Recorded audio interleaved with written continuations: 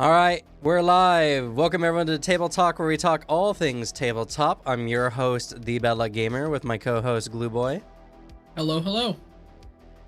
And today is it's a little bit of like a halfway video. So there will be no stream next week because it's Thanksgiving and it's gonna be really busy. So, you know, we're gonna do a little chat here today, talk a little bit about Divine Mysteries, and then just kind of talk about what's next, because there's not too much. There's the Academy's book Paizo's releasing in the next few months, I believe.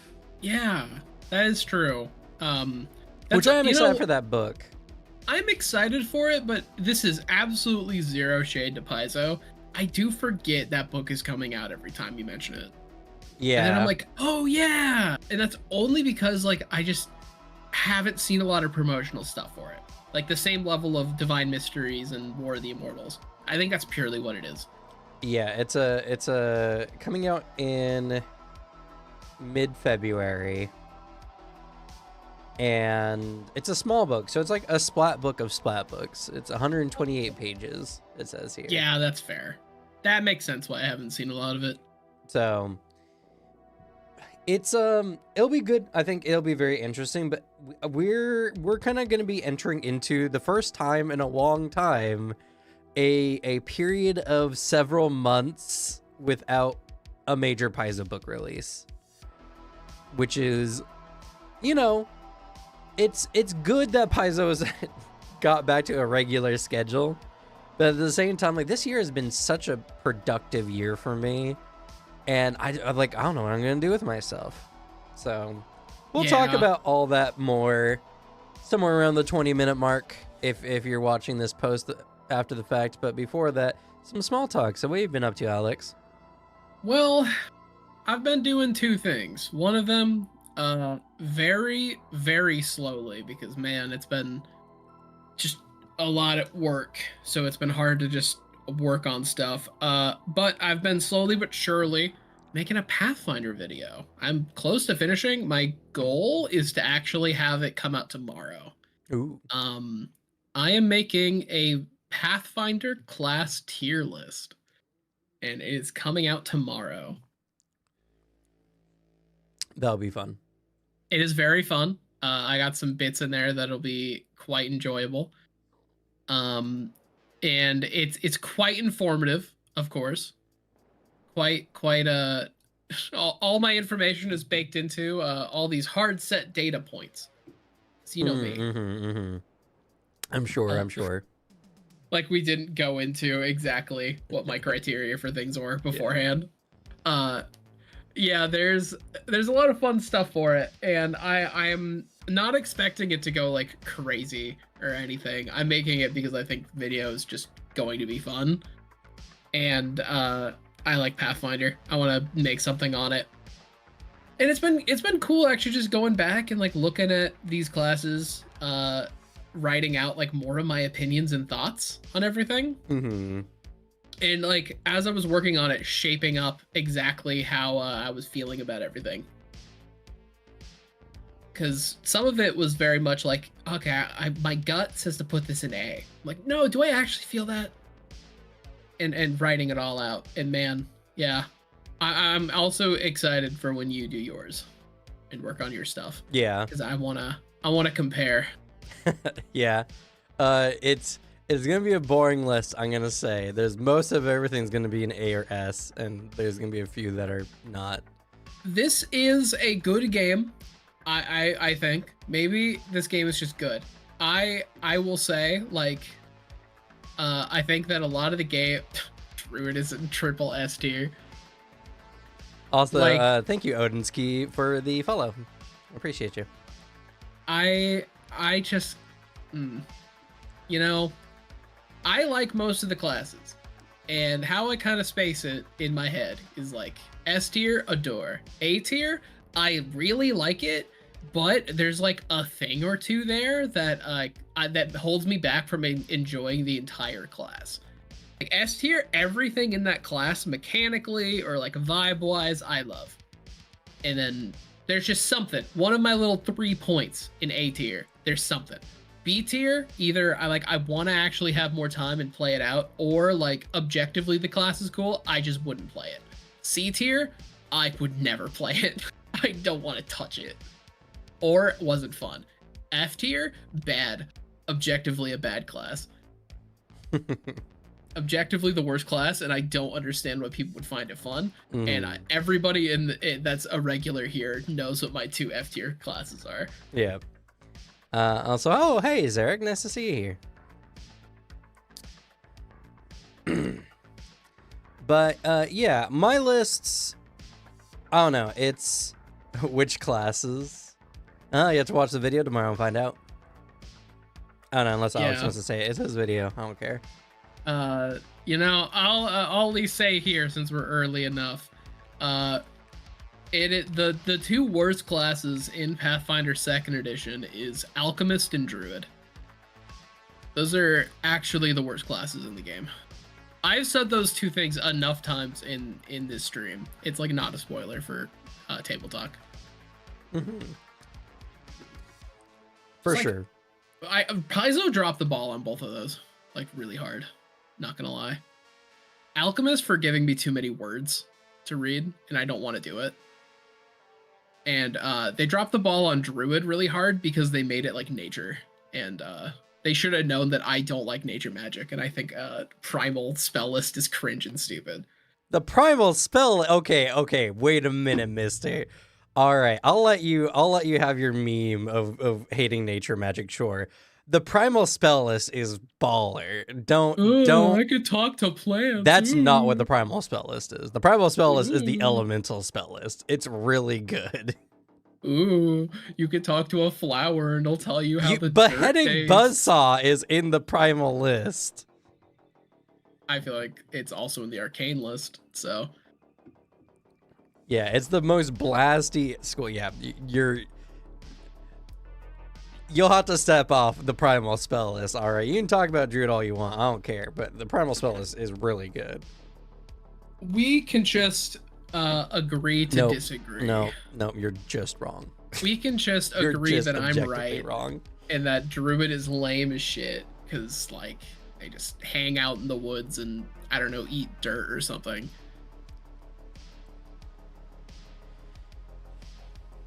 But that's a great segue for me talking about what I'll be doing, because I'll also do a tier list, but I'm gonna just try to make a very base level tier lists using the 3 fundamental tier like pillars of tabletop. What's it got for combat, what's it got for exploration, and what it's got for roleplay. I like it so much because I literally in my video have right at the beginning, like, because I lay out my three points of why like what I determine a good class, and the first point is it fun? And then I specifically specify, by the way, it's what I personally find fun, not you. That's what matters. Yeah, it's, I mean, I don't know. The thing with at least how I view tier lists is it's very much someone wants to know what are the key points into a class that they want to get into. And you know, that's the service I'm trying to provide, but I don't think a meme tier list is any worse. Nah, all the tier lists I've seen and watch are all like the ones of a YouTuber or streamer gives very opinionated take on stuff, and it's like, this is my tier list on a thing, and so that's the thing I provide. It's like, this is my opinion on my thing. But also, nah, I ain't shaking on my druid stuff. No matter how many people say the primal spell list is blasty, you still talk to fucking mushrooms and shit. I just don't want to talk to plants and turn into animals. Alchemist is even worse because, like, I don't even think anybody knows how that class even plays. There's just so many words. Have I read all of them? No. Am I going to? Definitely not.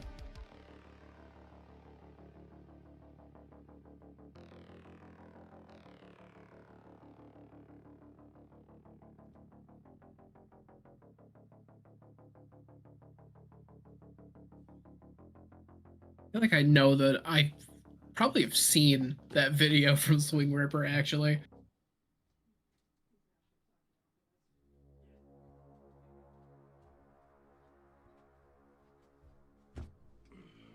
No, I've seen a couple of the stuff. Hello.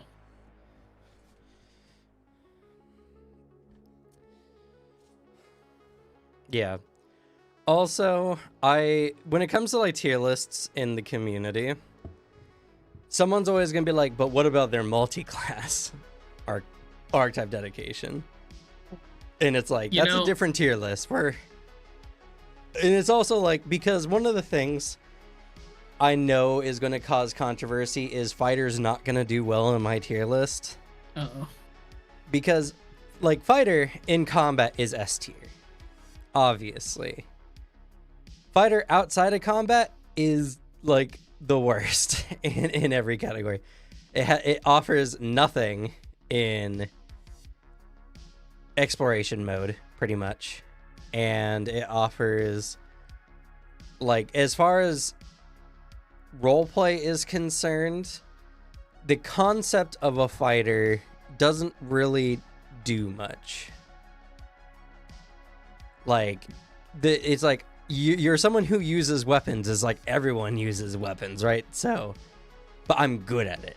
Okay. Yeah, you can do, only if you're not creative with a fighter, but we're talking about base fighter kit. Yeah, no, because like people that will complain about that are the people, which is, you know, a lot of people, sadly, are the people who are not going to pay attention to your specifications of your criteria, which, you know what you got to do? You got to have like flashing neon light, pay attention, jingling keys. Yeah, jingling keys. Pay attention, pay attention. This is the exact criteria for what is going where. Because, like, my criteria is, this is my opinion for what I would put each class in. And then for your criteria is, I'm trying to be more objective and, like, put them in based on these three pillars and, like, what each class is going to get you to help you, like, decide what class you want to play. Yeah. And, like, for me personally, I really like Fighter.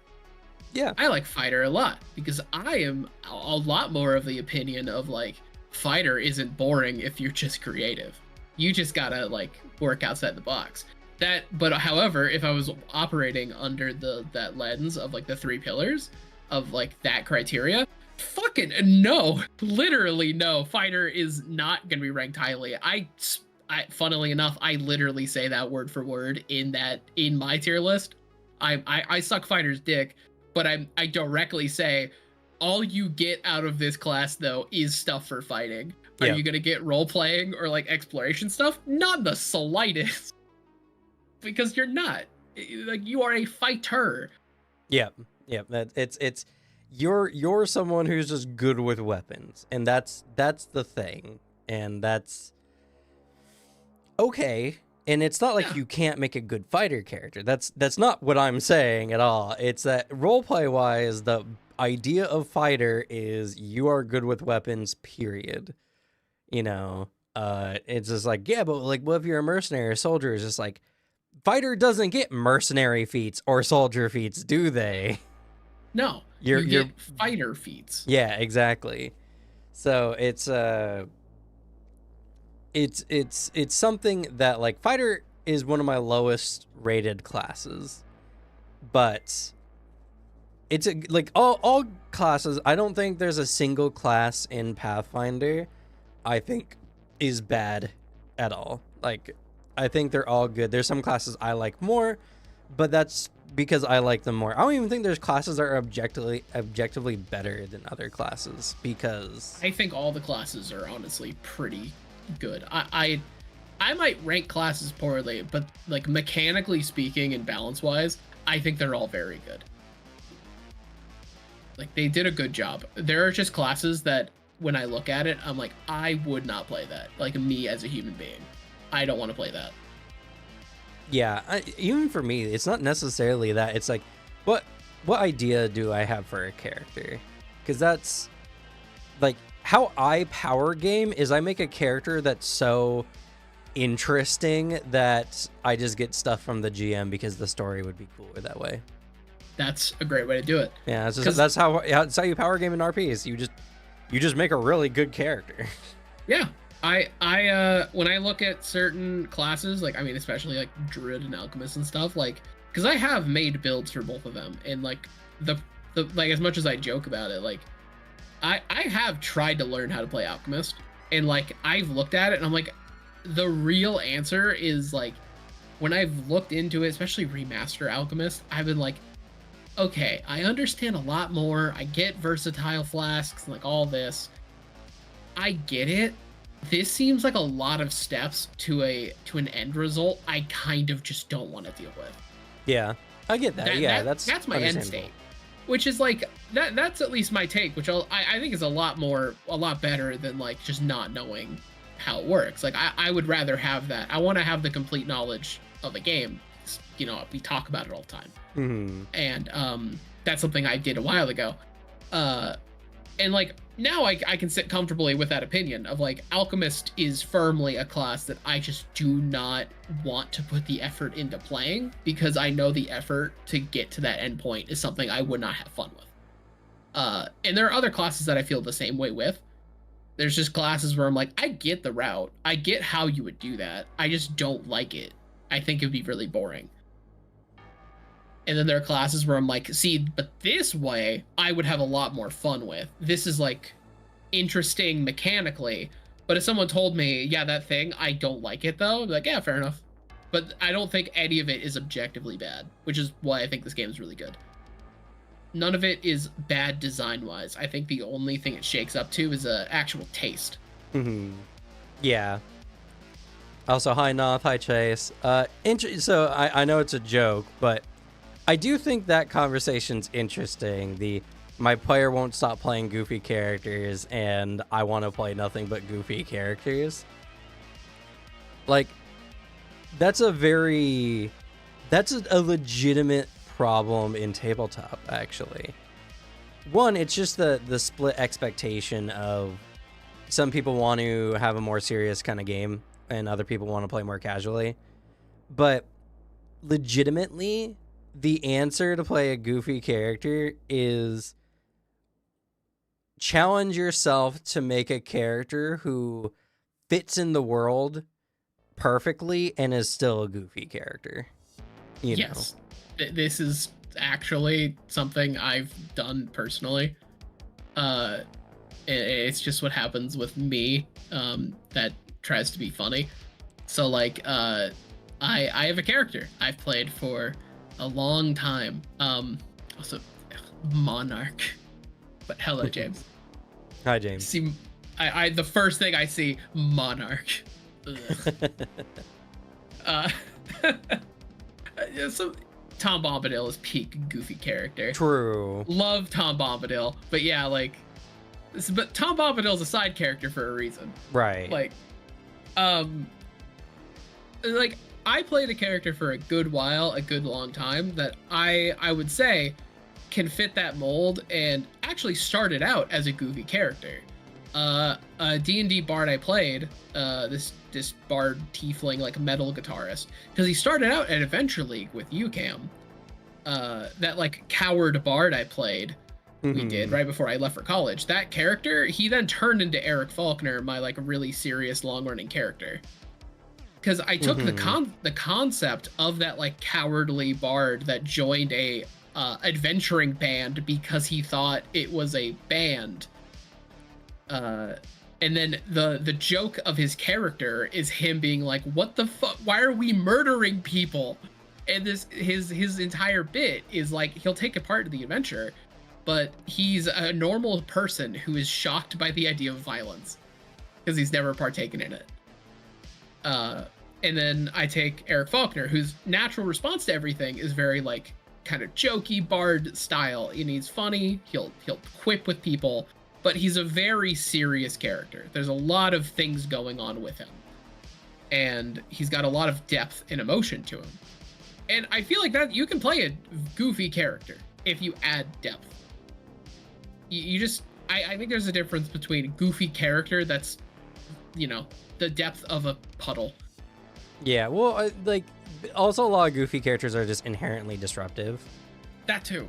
And so you have to be very careful. But, like, the thing you caught the references immediately, boy man. I'm very happy for you. Because that is it directly where I ripped both of those names from. I'm not surprised. But it's something where it's like, legitimately, I do think a lot of campaigns or stories in general are made better by having a comic relief character. And I feel like those are also one of the most difficult characters to do. And Noth has said, so do I kill the player or the character? I like how you specified. Rather than just saying, so do I just kill the player? Because it's like, I don't know. Do they lift? Are they yoked? Do I kill the player or the character? Please answer soon. Please answer soon. And we just see it, Chase just type random letters and spaces. They're probably being choked out.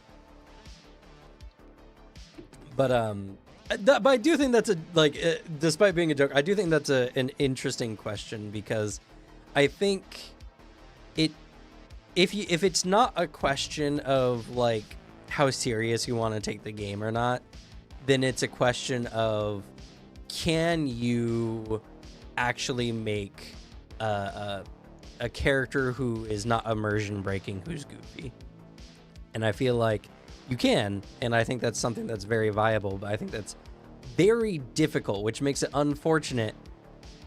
The player is buff, the character is kind of weak, though. Well, then, you know, probably the character. That'd probably be better for everyone. That'd be easier. That'd be easier. Also, no jail time, so double the bonus. Yeah, you'll get away with it. A bit of, I think, the execution of, like, a goofy, unexpected sharpshooter is the goofy archetype. Yeah, it is. It's great. I do really like that one.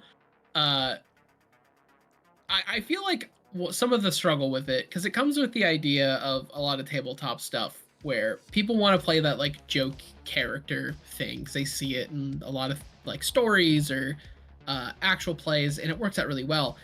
As someone who just has played some characters like this, and at least it seems like it's turned out really well. I don't want to presume for everybody, of course, but at least one of my, like I've been saying, one of my actual like favorite characters I've played in tabletop for a long time is a character I would describe as very goofy and fun. But it's a lot of timing and knowing when things work, because there's moments a character like this can have the goofy storytelling moments. Mm-hmm. But you got to have the plot elements be there for them to have serious stories.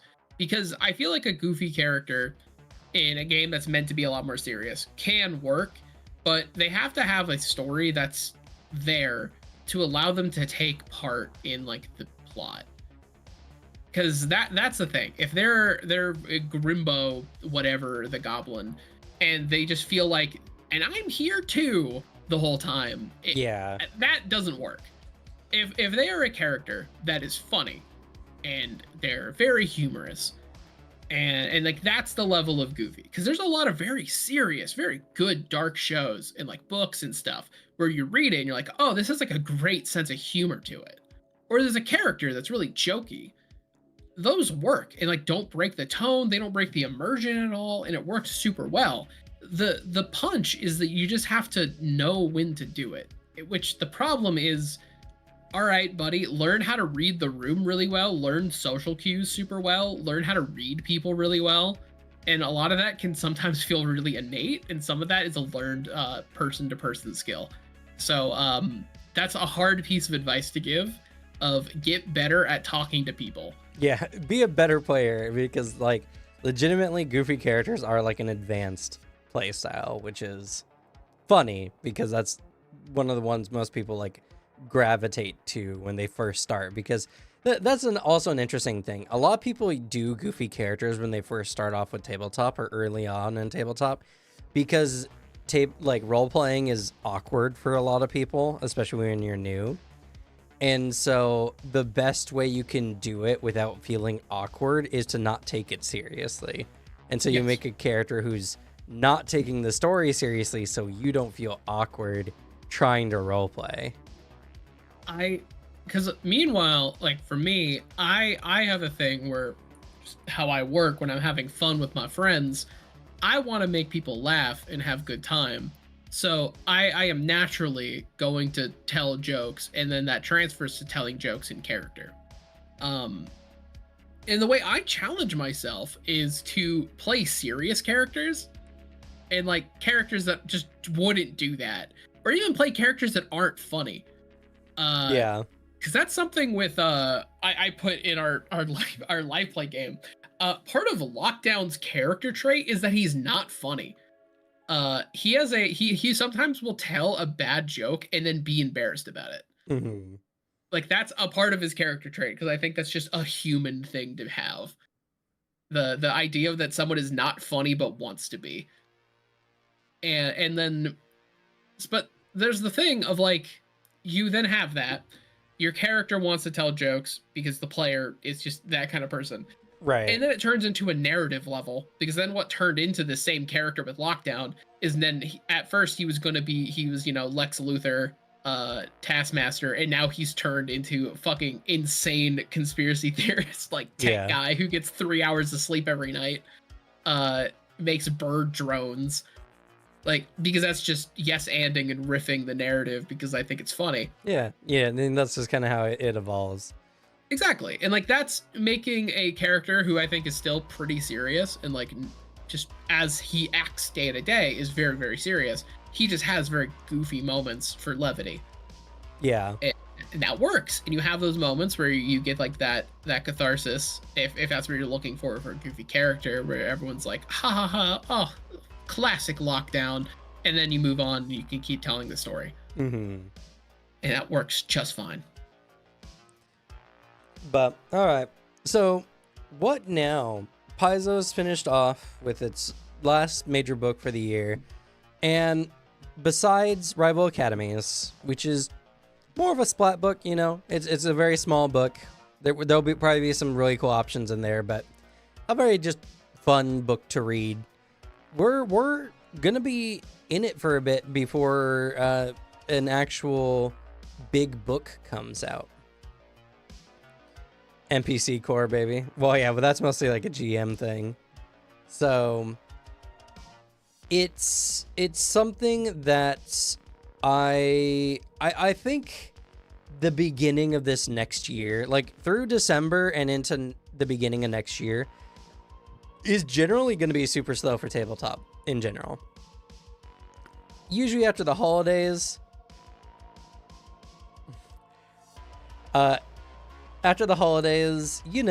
like it's the middle of winter, people aren't doing a whole lot. Some people are playing a bit more, but lots of family stuff, a very busy time of the year. Yeah, I mean, like after like May, I think we're going to start having another crazy year. Like next year is also going to be very backloaded. But I think that there's still going to be a lot in tabletop, but it's just going to be a few months where it's just going to be kind of slow. And I think that's fine. It's especially fine for me because I'm going to have a baby in January. So, like, I'm not going to be doing much of anything in the first couple months of the year.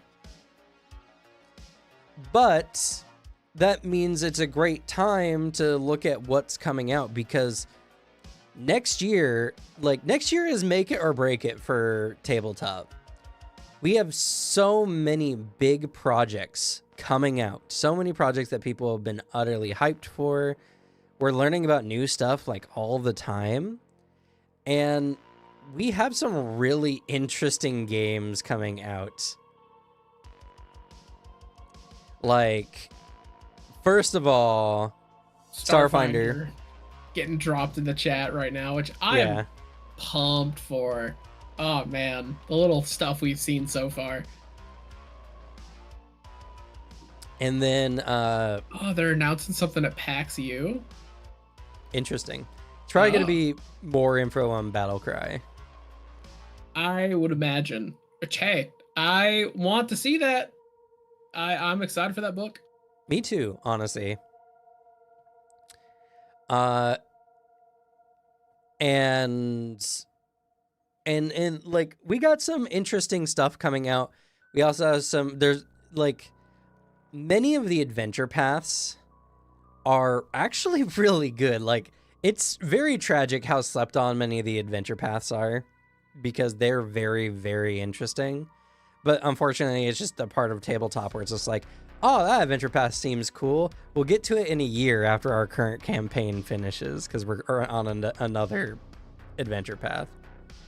Yeah. That feels like the usual vibe for a lot of adventure paths. Not even, I mean, obviously I don't play a lot of them or really any of them, but like that does seem like the typical vibe because I know you guys do that. Yeah, my my soon to be wife will be or is currently running, like we're going through Kingmaker right now. We've done Age of Ashes. Granted, we've also played nothing but the 1 to 20 adventures. So Yeah, that'll do it too. That'll. yeah. Do you guys have one that you're eyeing extra close? Pray for Death is I think the next one that we are looking at. The Curtain Call one is also very, very interesting. That's the yeah, it's the Red Mantis one. Yeah. Pray for Death is going to be really, really cool. I'm jealous and upset. Fist of the Ruby Phoenix, I think is a really interesting one. I've always wanted to try it. That's just, you know, it is what it is. Also, I just saw the notification here. It hasn't popped up yet, but thank you, Lego Mojo, for the follow.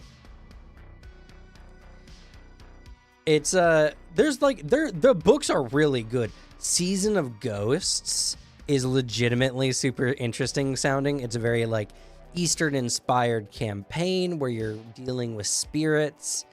Like think Curse of Strahd a little bit, only rather than like a vampire, you're dealing with like spirits, like ghosts and other types of spirits, like natural spirits and stuff like that.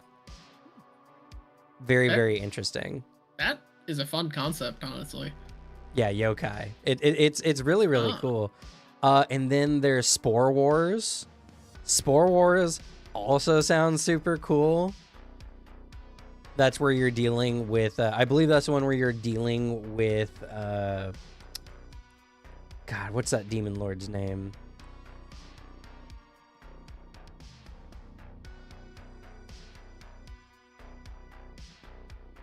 Tree Reaver.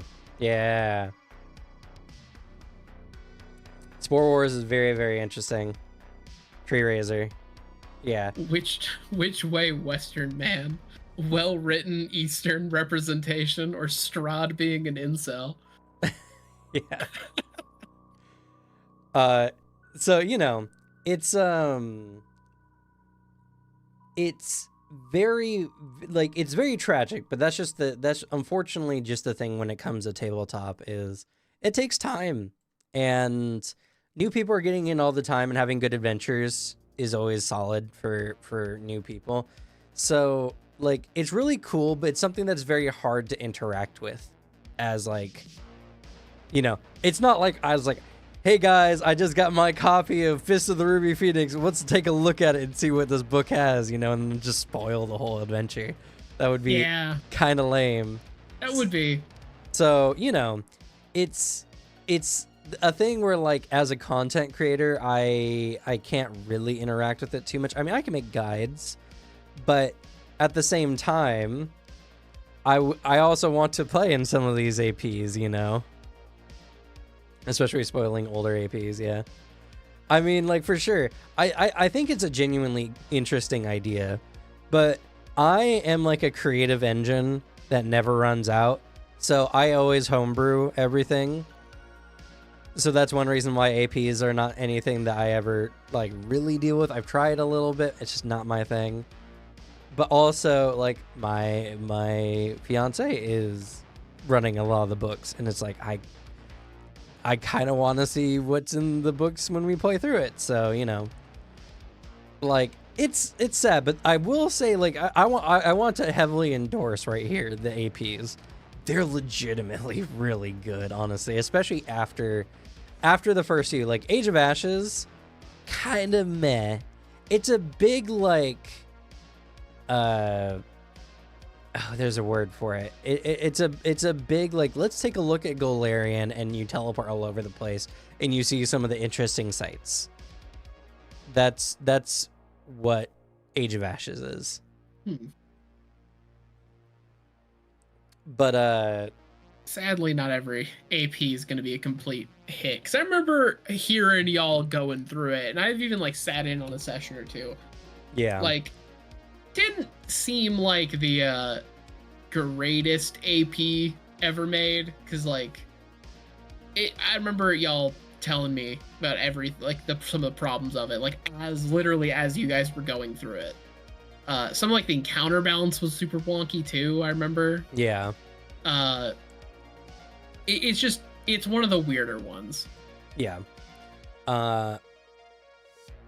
But many of the other ones after that, like, there's some really, really good bangers. So I want to really endorse that for anyone who's looking into some of them for sure. Also, don't do what we do and play nothing but the 1 to 20 adventures. Play some 1 to 10s or the 11 to 20s, you know. Play the shorter ones so you can get a little bit more out of them rather than dedicating an entire like year and a half to one character.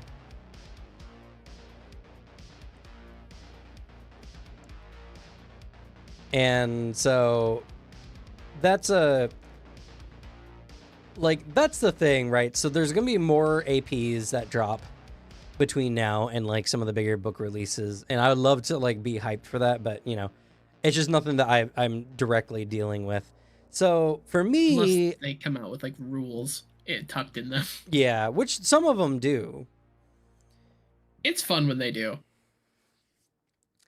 But for me, like a lot of these next few months is, you know, when I'm not working with raising a baby, it's going to be like I'm doing my tier list, and I'm going to be going and doing my Fabula Ultima videos because I haven't been able to do those. I'm going to be doing some more of the Lancer videos. I missed a frame. I said in the last one that it was the last one I needed to do, but I missed the Emperor, so I need to go back and do the Emperor. And then Can't believe you. I might do some builds, or I might look at some third party, because I've heard third party for Lancer is actually really cooking. And I have some other game companies right now who have been sending me some books to look at. I've been sent, what's that superhero one? Real quick, I want to give a shout out. I got the Cozy Cottage TTRPG, where it's like cottage core monster slaying. Very interesting genre mix. And then I have, oh, I'm in their Discord. Oh, that's not the name of it. Oh, did they change the name? Oh, yeah, you're here. You're Roshai on Discord. Yeah, Zarek Odinsky. Yeah, you're here. Well, funny enough, I was just about... Indominant is the superhero TTRPG. We're currently finishing up a campaign, hopefully soon, of Mutants and Masterminds 3rd edition. And I think it'll be a very interesting game to look into after that. So I'm going to be looking into Indominate and Cozy Cottages and maybe some other games.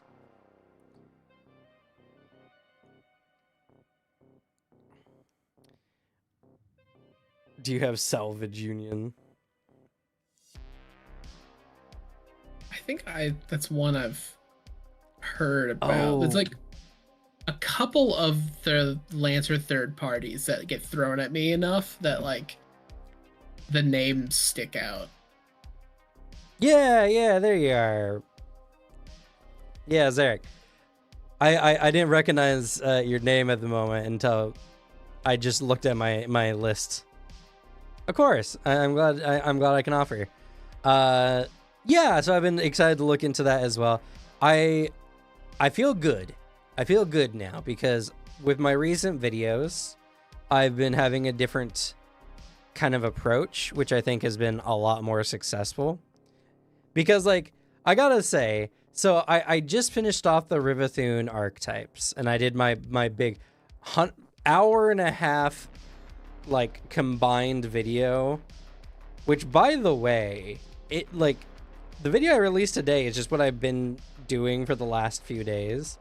It's got a decent amount of views despite being just an hour and a half of videos I've already done this week. So some people just really like long form content, I suppose. Yeah, long form content, like right after the fact, like a big compilation. It's perfect. You toss it up there, and then anyone who didn't see it after is like, oh, perfect. They can just second monitor that. Like I like me some good old long form because it's a lot of the stuff I listen to at work. Yeah. So, you know, like it was an interesting time to do it because it's like, okay, I got 3 archetypes, but anyway, the point I was getting to was the Involutionist was, it's like an objectively good archetype, but there's nothing new there. Well, that's not true. There's a little bit new there, but it's a very basic archetype. So the big thing about the Involutionist is literally it combines like archetype spellcasting with animal companion feats in one single archetype.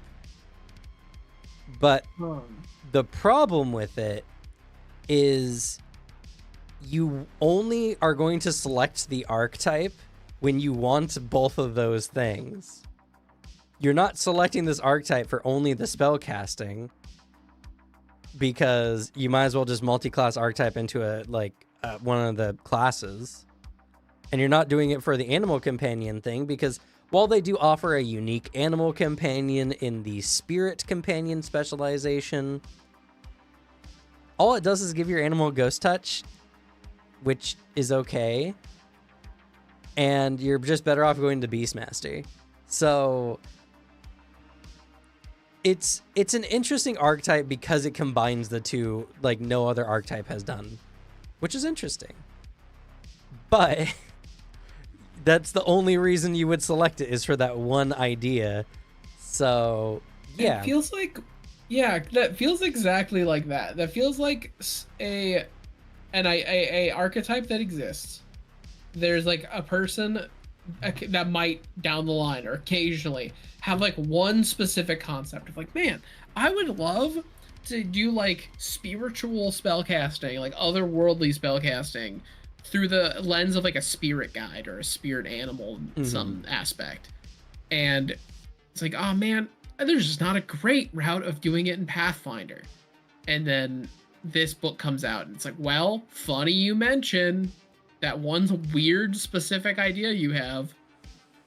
It's like, I don't know, 20 people will be happy about this for that concept. Like, not to say it's bad, because like looking at this like archetype, it looks fine.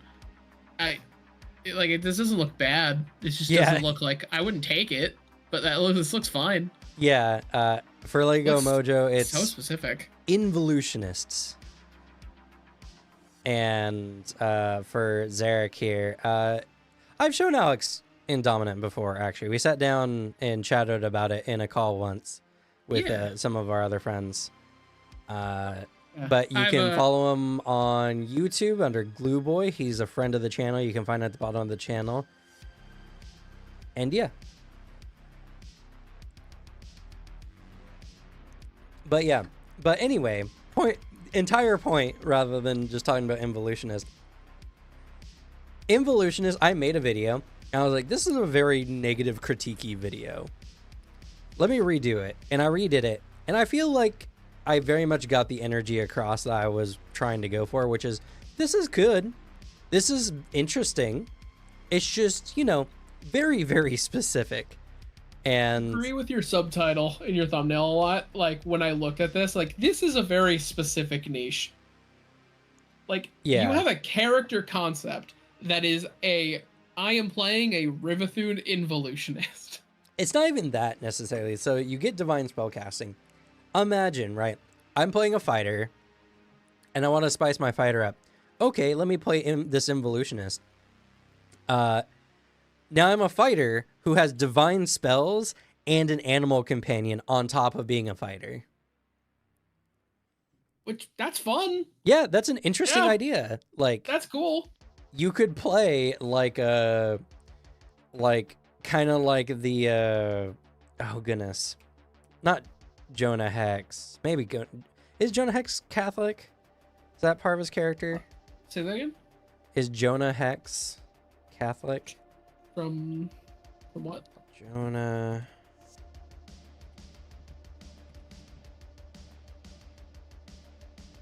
Oh, I've never seen this day in my life. Yeah, he's a comic book character. Oh, I look at this, I see the movie, the Josh Brolin film, and No. I'm like, this looks like a fake movie. No, not Jonah Hex. You could play a very like fire and brimstone kind of guy with a cool animal companion. And I get the immediate like getting that in the idea of that description. I'm like, okay, there's like a nebulous bunch of like characters in media that like fit that description. I don't know the name of them, but like I'm like, oh, I can picture them. There's like a silhouette in my head of that. Right. But like, it's an interesting one. It's very interesting. And so it's like Involutionist is literally perfect for that. All right. See you, Lego. Thanks for coming by. And also, thank you, Zarek. Like, is this one that I would take personally? Probably not. Like, honestly, a chunk of that's because Rivathune Invoker is standing right next to it. Yeah, Rivathune Invoker is legit really, really good. Yeah, like it's just right there. And if I had options of like, do I want like a bit of spellcasting and a spirit animal, or like, do I want to manifest spirits within my body and gain powers? Like, that sounds sick. And also the fact that like each one of these action wise, I think would fit really, really well in a martial, for the fact of like, or maybe I'd have to see through. Yeah, no, like each of these being like a single action, I think you could manipulate these really, really well. Yeah. Into a lot more characters. Invoker, honestly, I would like to see more stuff like Invoker. Invoker's really, really good, and it feels like it allows you to mix in more stuff into martial combat than like other abilities tend to. Like, because honestly, these are single action or reactions.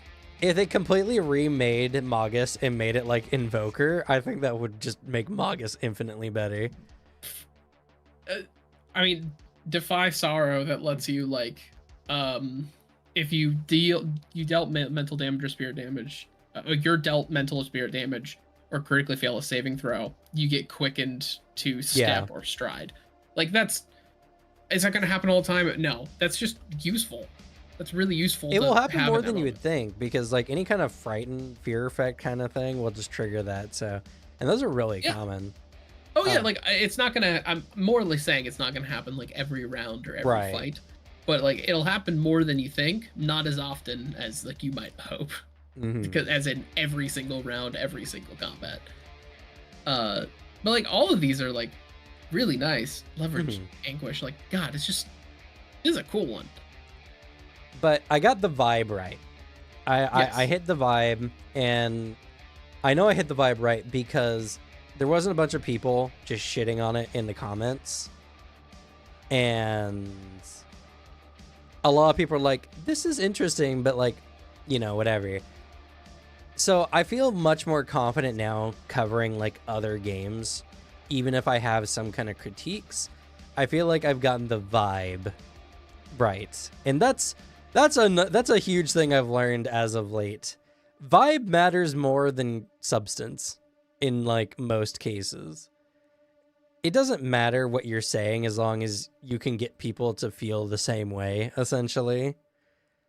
And while I definitely want to have substance in the stuff I'm working on, there's a way you can blend the two where you can give very good informative content.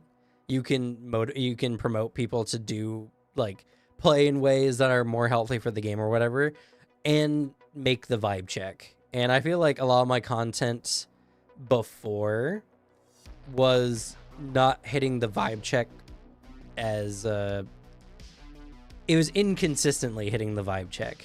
You know what I mean? Mhm. And now I feel like, especially after doing Involutionist, which again, objectively good, but super niche and very inflexible, honestly.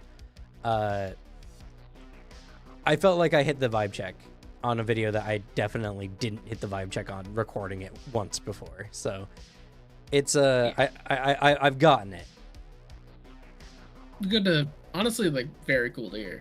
Like, yeah, seeing the like, okay, wait, I went a little too harsh on it, because like, yeah, reading through it, it's not an archetype being harsh on is deserved. I think there are some archetypes where being a little meaner are deserved, even if it's like not like this is dog shit. I mean more like Bullet Dancer is one that I will endorse being a little mean to, the archetype that doesn't fully work for the class it's built around.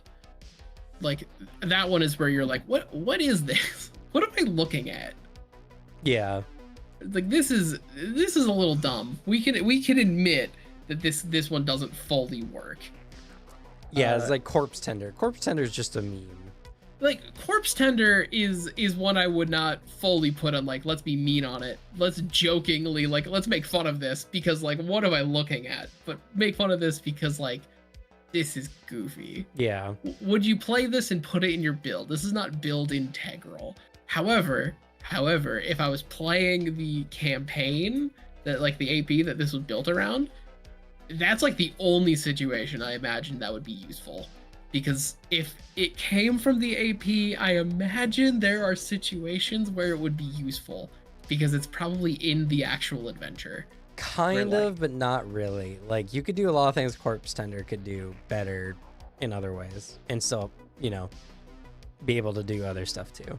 So imagine, but specifically like in that adventure path. I don't even think in the adventure path. I don't think there's any way you could that Corpse Tender wouldn't be better than just playing like an evil cleric essentially.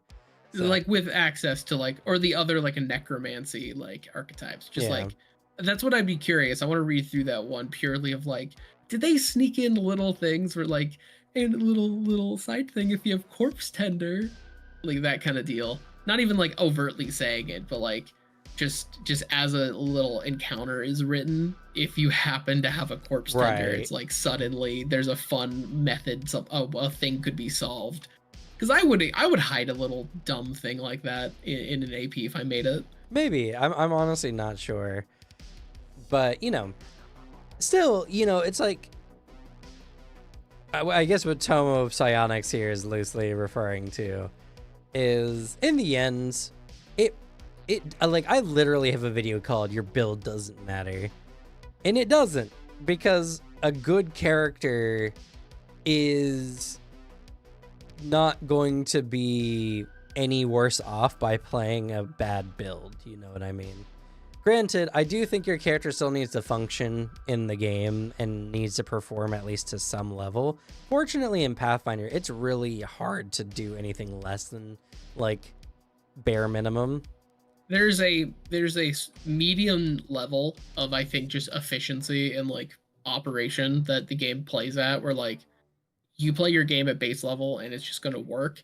And then there's the degrees higher than that where your character is going to operate at peak efficiency that lets you solo everything.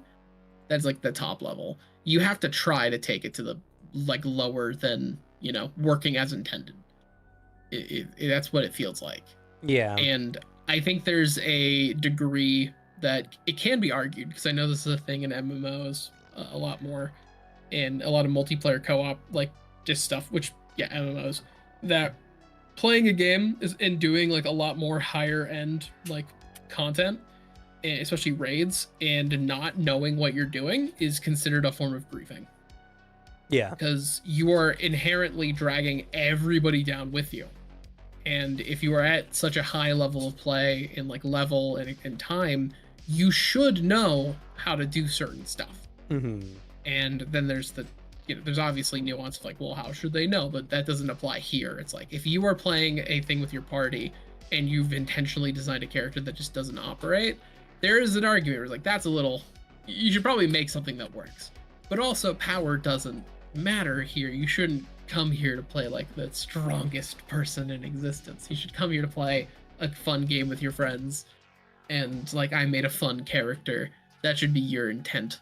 And like, whatever your fun character definition for the table might change table to table, but it should be agreed upon mutually for the table.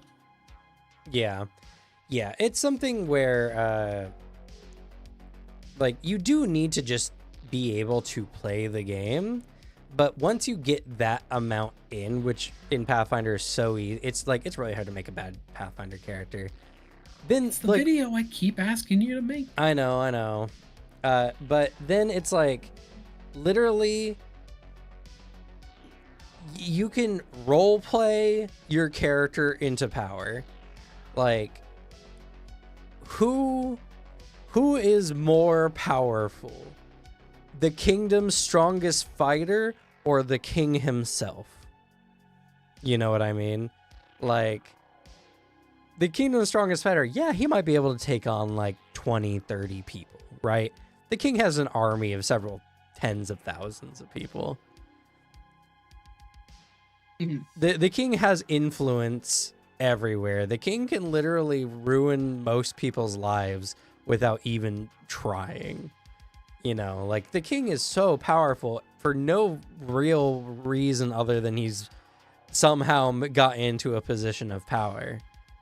And oftentimes that's also because your character, like the king in this scenario, is acting in a way that's not just getting him assassinated and, you know, was born into the position or whatever. But like I've said, the Seneschal from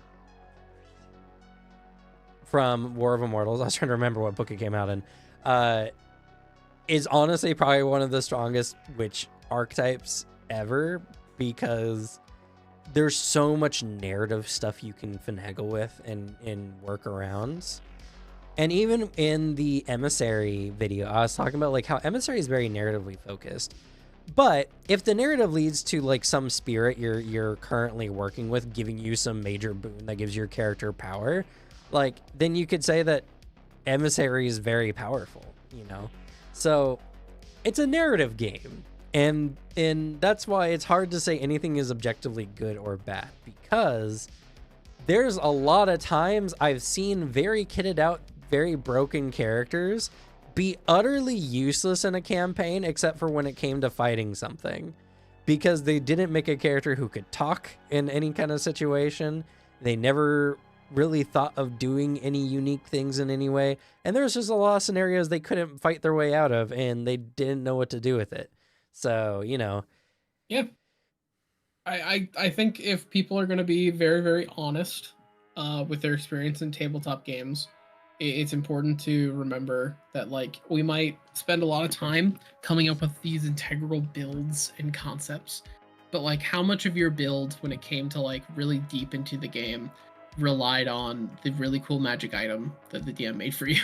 Right. Or like some custom power, because like, that might not apply, granted, to literally everybody if someone plays games that are like very strong to like raw. Right, yeah. But like, that at least has happened in a lot of our games, where we've focused on like cool little abilities that we've got access to that are definitely not in the rules, or like cool magic items that you've come up with, or even like other games I've been in, like that Bard I was talking about beginning of the game. Because that game is a heavily modified 5e that makes it play a little bit more like Pathfinder. Not intentionally, from the GM. He's not super experienced with Pathfinder, but more like he added build options basically and complexity. Therefore, it's like Pathfinder. And one of the things he did to Bard to make it significantly more interesting is the fact that I was essentially a walking AoE thing that had timers, and I had buffs and debuff timers that I was like manipulating with resource expenditure. It was very complicated and very cool and very powerful. It was quite strong because normal 5e Bard kit kind of lame, not gonna lie. And this is all because I told him, you know, counter charm's kind of bad, and he was like, agreed, counter charm is bad. And then he returns to me with, I made a better counter charm. Yeah. So and you know, like, yeah, you did. It's something that, like, especially when I make videos, I do my best to try to see like the purpose in what they are, what they bring, and all that kind of stuff. But it's impossible for me to tell you how your game is going to play and thus what works in your game or not, or two, to be able to tell how your group is not using the rules correctly and thus getting power. Like, it's so funny to me whenever I make a comment like that in one of my videos where I'm like, this is a really weird, like in Invoker, I was like, this is really weird that it says whether your character goes unconscious or your dying value increases, because I don't think there's ever a situation where you're going unconscious or your dying value would increase though you're like not unconscious. Like, you always have to be unconscious pretty much for your dying value to increase. And someone just responded in the comments like, oh, you mean this feat? And I'm like, no, that I literally said in the video, not feat to increase your wounded value, but dying value, which is very different. And it's like, there's so many people who just don't know the rules correctly or just do them wrong, or, well, not wrong, but their way, you know? Like, in our games, one homebrew I made that has made the game infinitely better is when you use a move action, you can pull something out of your pockets. And it's made the game so much better because there's less wasted action economy. It doesn't break the game, because if it would break the game, I could just add another monster. You know what I mean? So there's like, in a good game, build doesn't necessarily matter. But that's the thing. There's a lot of people who just are not good GMs, you know, or at least not experienced GMs. And so they're using what the book is giving them, and they're not being flexible. And thus, there's a lot of meta things that are very important in those games because the GM isn't giving people the wiggle room they need to get around meta, you know?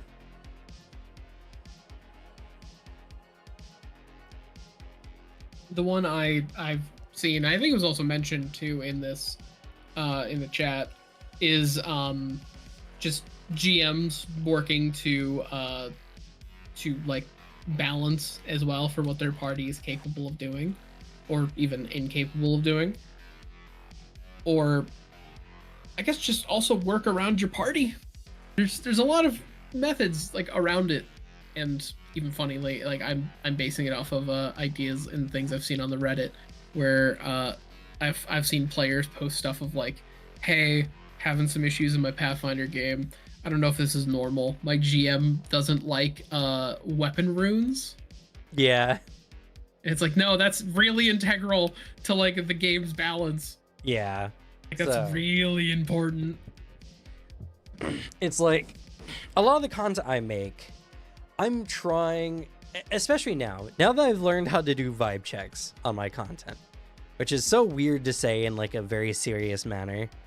Like, but I can't describe it in any other way other than, like, I guess stating it like whether my video is triggering emotional resonance or not, which it's just, I'm just gonna say vibe check. Everyone knows what that means. It's a vibe check, like the Starfinder 2E spell. Is there a spell called vibe check?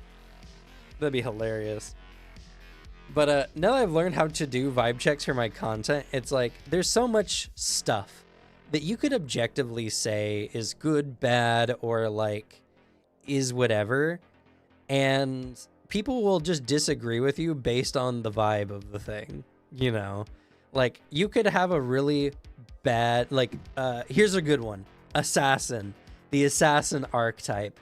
So many people absolutely hate the assassin archetype because it has in-combat abilities that are not designed for in-combat use. Yeah, it's designed to like take somebody out right before combat, or it's designed for just a different purpose. I remember looking through assassin stuff and being like, this looks really cool. I see the purpose for it. Obviously not meant to be done in beta combat. If you wanted to do that, it sounds like you want to play rogue with insta-kill options. Right. It sounds like that's what you wanted. Sounds like you don't understand what an assassin is. Yeah. You know? Like, this is my method of playing Assassin's Creed in Pathfinder, where you have a button that lets you, like, hidden blade kill guards. Like, there's an ability that basically lets you do that, for all intents and purposes. You cannot just do that in a normal combat. That is like an out of combat, essentially, ability. Yeah. It's just, and it's an archetype, so it's not gonna, like, be that crazy. Yeah, right. It's, you put assassin onto a class you want to turn into an assassin to make their ability, like, assassin is really, really good on, like, a investigator, especially investigator, with the ability to devise a stratagem.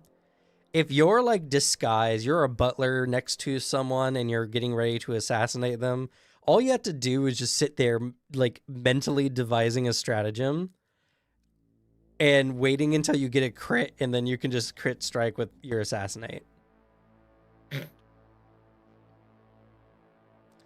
So it's really good. Like, if you set the situation up, it's really, really good. Assassin is really, really good. But the problem is, people look at it like in a vacuum, not compared to anything else. Or they compare everything it has to everything else, and it's just like, this is just a worse rogue. It's like, no, it's yeah. So, you know, like, it's something that tabletop. There was a video I was thinking about making, but then I went through the vibe check in my head, and I turned out to not hit the vibe check. I was gonna name the video like the futility of tabletop or something like that, make it something, you know, very clickbaity. And the point of the video is making content and telling people what's good or not good or whatever in tabletop is such a futile thing, because most of the time we're just not playing the same game whatsoever. And like, there's too many like, it's a game of imagination. You can't anticipate how everyone would use a thing or whatever. That's why tabletop games, more often than not, are essentially like, they toss a lot of concepts and things into a giant thing, and then it's up to you as a player, GM, whatever, to pull the parts you like and leave the parts you don't like out of it. It's just the thing you got to do.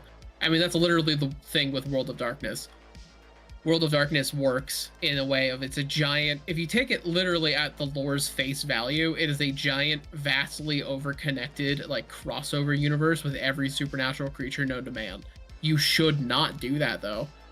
I think it's more fun if you do it that way, but yeah, you find the minutia of stuff that starts to really break down if you examine it way too closely. If you're a nerd that cares, like, a lot too much about everything being coherent. But, like, if you want to tell a lot more of, like, a serious game, then you should probably say, like, this is a vampire game, only vampires exist. Yeah. Because otherwise, like, if you're going to examine it very seriously, and then you're like, oh yeah, then there's the mummies and the werewolves and the spirits and the demons, and then you're going to be like, well, yeah, then because of this historically, then this is crossover here, and it gets a lot. Yeah. And it's the same with any melting pot setting. It's just it is just how it be. So, but the reason why that didn't pass my vibe check for that video idea was literally, if I make this video, what are people going to say in the comments? And it's going to be a lot of either like people who like me and like my content being like, yeah, but like the whole game is about, like there are still some basic level things that a game has that you can say like, oh, this is good or this isn't because the game has like basic math. And then there's going to be a lot of people who are like, you're attacking TTRPGs. There's obviously a good way to play the game or not. It's just like, no one really likes a fence sitter in a lot of situations. People want you to agree with them, or they want you to fight them on the thing they disagree with. No one wants someone who's just like, it's all kind of just gray, and nothing really matters because everyone's just going to do whatever they want. That's such a bad vibe. And so it's something where it's like, the best I can do is look at the positive that a thing is giving, try to put it through an objective lens, and come out with a video where it's like, here's this thing. You have the option of using this if you want to or not, but here's the things I like in it, done. And when you do it that way, you get a lot less people who are just like, you get a lot less people who are just there to attack your point because it doesn't hit their vibe check, and it's bizarre. I feel silly sometimes learning about a lot of this kind of stuff, like learning about basic human nature essentially in my 30s. But I also look at my general logic comprehension and compare that to a lot of people, and I'm like, I'm fine. So it's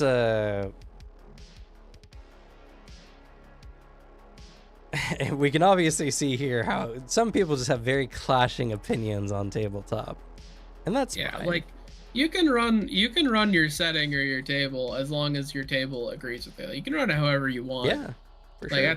That's chill. I wouldn't run it like that as someone who like I kind of like Galarian the way it is, but also if we're running like a homebrew kind of setting, like which is something we're planning on doing in the future with a much more like close to modern day setting that's not Galarian, using Pathfinder Second Edition's rules, which is honestly I really like modern day tabletop. It's just fun to do. Honestly, like, the more and more we do it. I've been hungry for some more modern day stuff, to be honest. It's nice. I like it a lot. It's just as long as everyone knows the setting and the rules, like when it comes to like actual character creation, it is just important, and everyone can come to the table with whatever. And as long as everyone agrees. But like, I don't know. I like the base world of Galarian, like the concepts it throws out. But that's also because I personally, kind of like what Rising Star says, I'm also the guy who likes, say, World of Darkness's giant melting pot, like at base level, because it's something I cover over on my channel. I really like hyper expanded lore. I like giant melting pot lore. It gets really goofy. Does it break apart completely when you like delve a little too deep? Probably. Do I care? No, not the slightest. If I ran a vampire game, like I've thought about this, if I was going to like actually, I wouldn't, but if I ran a Vampire the Masquerade game, I would run a V20 game where every other like supernatural creature does exist. Like the lore is integrated somehow, because I think that's really fun. And that's where I get the interest of World of Darkness, like completely. And I'd find ways to justify some of the plot holes, because there are things where you have to be like, yeah, historically Cain was in like 6 to 7 places at once. He's, if you take some of these people at their face value, he's the origin of like 3 other people, because he technically started the mummies, because he turned Osiris into a vampire. Set claims to be a vampire, but also claims to be a god, kinda. Uh, the werewolves were involved with some vampire stuff, but are involved in a whole different thing. It's really complicated and really interesting, and also apocryphal, so half of it could be lies, so you can make up your own stuff. You shouldn't examine it that closely. But that's what makes it fun and stupid. Yeah. And, you know, like, I think it's also asking a lot of your GM if you're expecting them, one, to either have complete perfect knowledge on a system, or two, to have a perfectly sound world building with no plot holes in it whatsoever. I agree. Like, bro, I got like a 9 to 5 I do every day. Yeah. Like, it I don't know, nerd. Like, why don't you figure it out? Like, I got shit to do. That is, it like, people are people. We're not all like, I guess, professional authors and all of this. Like, I'm not even a GM. I wouldn't ask that of like a lot of people. I think Tome of Psionics here is just screaming into the void, which, you know what? Go ahead. Do it. Whatever you need to get off your chest, just, you know, feel free. It does feel like you're having a conversation that we're not having completely, but feel free, man. Yeah. I guess. Gunslingers are cool though. Well, gunslingers are the best. To actually comment on things. So, yeah, sure. The rarity system is useful, and there's a lot of things in Galarian that, you know, in a bigger picture, don't make a lot of sense. Because it's just how does a world work when, one, like, almost anyone could become a god? You know? Yeah, like the whole aspect that, like, kind of at the base layer, if you just decided one morning, I'm gonna go adventure, you can become 20th level. Yeah. Well, not even that, like, legitimately a god. Yeah, you can go to Absalom. Yeah. If you're just built different. And two, adventurers are inherently unique. Like, anytime you run into who would be an adventurer in a game, they are considered unique. And so you can't really place rarity on what adventurers are, because by their very nature, they break general conventions of people in whatever, like, society they're a part of.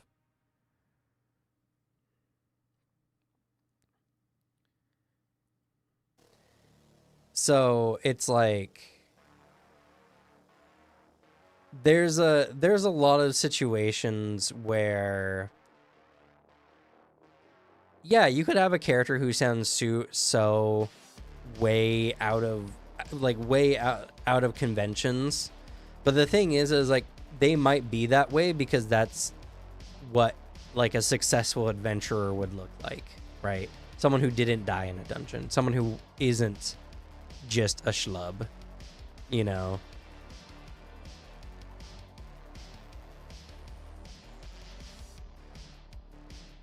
So it's something that there's all kinds of situations where you can't, what you're talking about is under the conventional lens of what if we were in this world. But the thing is that, like, TTRPGs inherently, by narrative purposes, require that the players are special in some way, because otherwise they wouldn't be an adventurer. The narrative assumption and, like, the just that you have to make is that inherently, by you deciding to make a character, you have just suddenly become important in the world. And, like, suddenly you just become built different. inherently, which is also like I really like answering that question in a setting, and I think more settings. I understand why some don't, to be completely honest. But I think it's a good idea world building wise to try to answer the question of like the adventurer problem, as it could be called. Like, because I know we've talked about it with Galarian, is that idea of like, what's the point if everybody can become like divine level and like there's 20th level adventurers running around? Right. Like, what's the point of even doing anything? Because a lot of times it feels like the answer is, well, you as a audience member have to make a lot of concessions when it comes to a tabletop game, and like lore wise, that like there's going to be narrative dissonance, because like otherwise the real answer is, well, it's all lore that exists so you as a GM and player can pick and choose of what to enjoy so you can have fun with your friends. Like that is the point. And if you take it all utterly completely as a complete single product, it's probably not going to hold up under complete scrutiny. But there are some really fun answers I like. Like, one of my favorites is Warhammer Fantasy, which has like a great answer of like, okay, there are super high level adventurers and problems going around. Why don't these guys do anything? The answer is they're trying. The world is just so big and there are so many problems that like as they're solving a threat, another one 20 to 50 miles away is happening. A village is being destroyed and they can't get there in time. There's just not enough people to help for as many threats exist. And like that's a thing I like about like the good guy faction, the hero, the order faction in Warhammer Fantasy. Even then, it's a very grimdark setting. That's usually how it kind of lands in grimdark. So, you know, and to speak on what Rising Star was talking about earlier, so like GM experience, yeah, that's there's so much that it's so hard to be even experienced as a GM, right? Like, how many hours do you think you would have to put in to be considered experienced in a thing where you're not being taught? There's no real concise way to work with every single group. So if you're working with different groups of people, your style has to adjust and do anything like that. And on top of that, like, it's hard to improve when your friends are fine with whatever you do because they're just happy to be there, and you don't have any like professional scrutiny or critiquing. And some people are just good at it. Some people have a good talent for it. Other people, not so much. So those are very arbitrary numbers. I'm gonna say, because it's something that like there's a lot of applicable skills that you could take into a thing. And also, like, if everyone is having fun, then it doesn't matter how good of a GM you are or not, you know. I've seen really good GMs do very poorly at like public events and stuff like that as GMs. So it's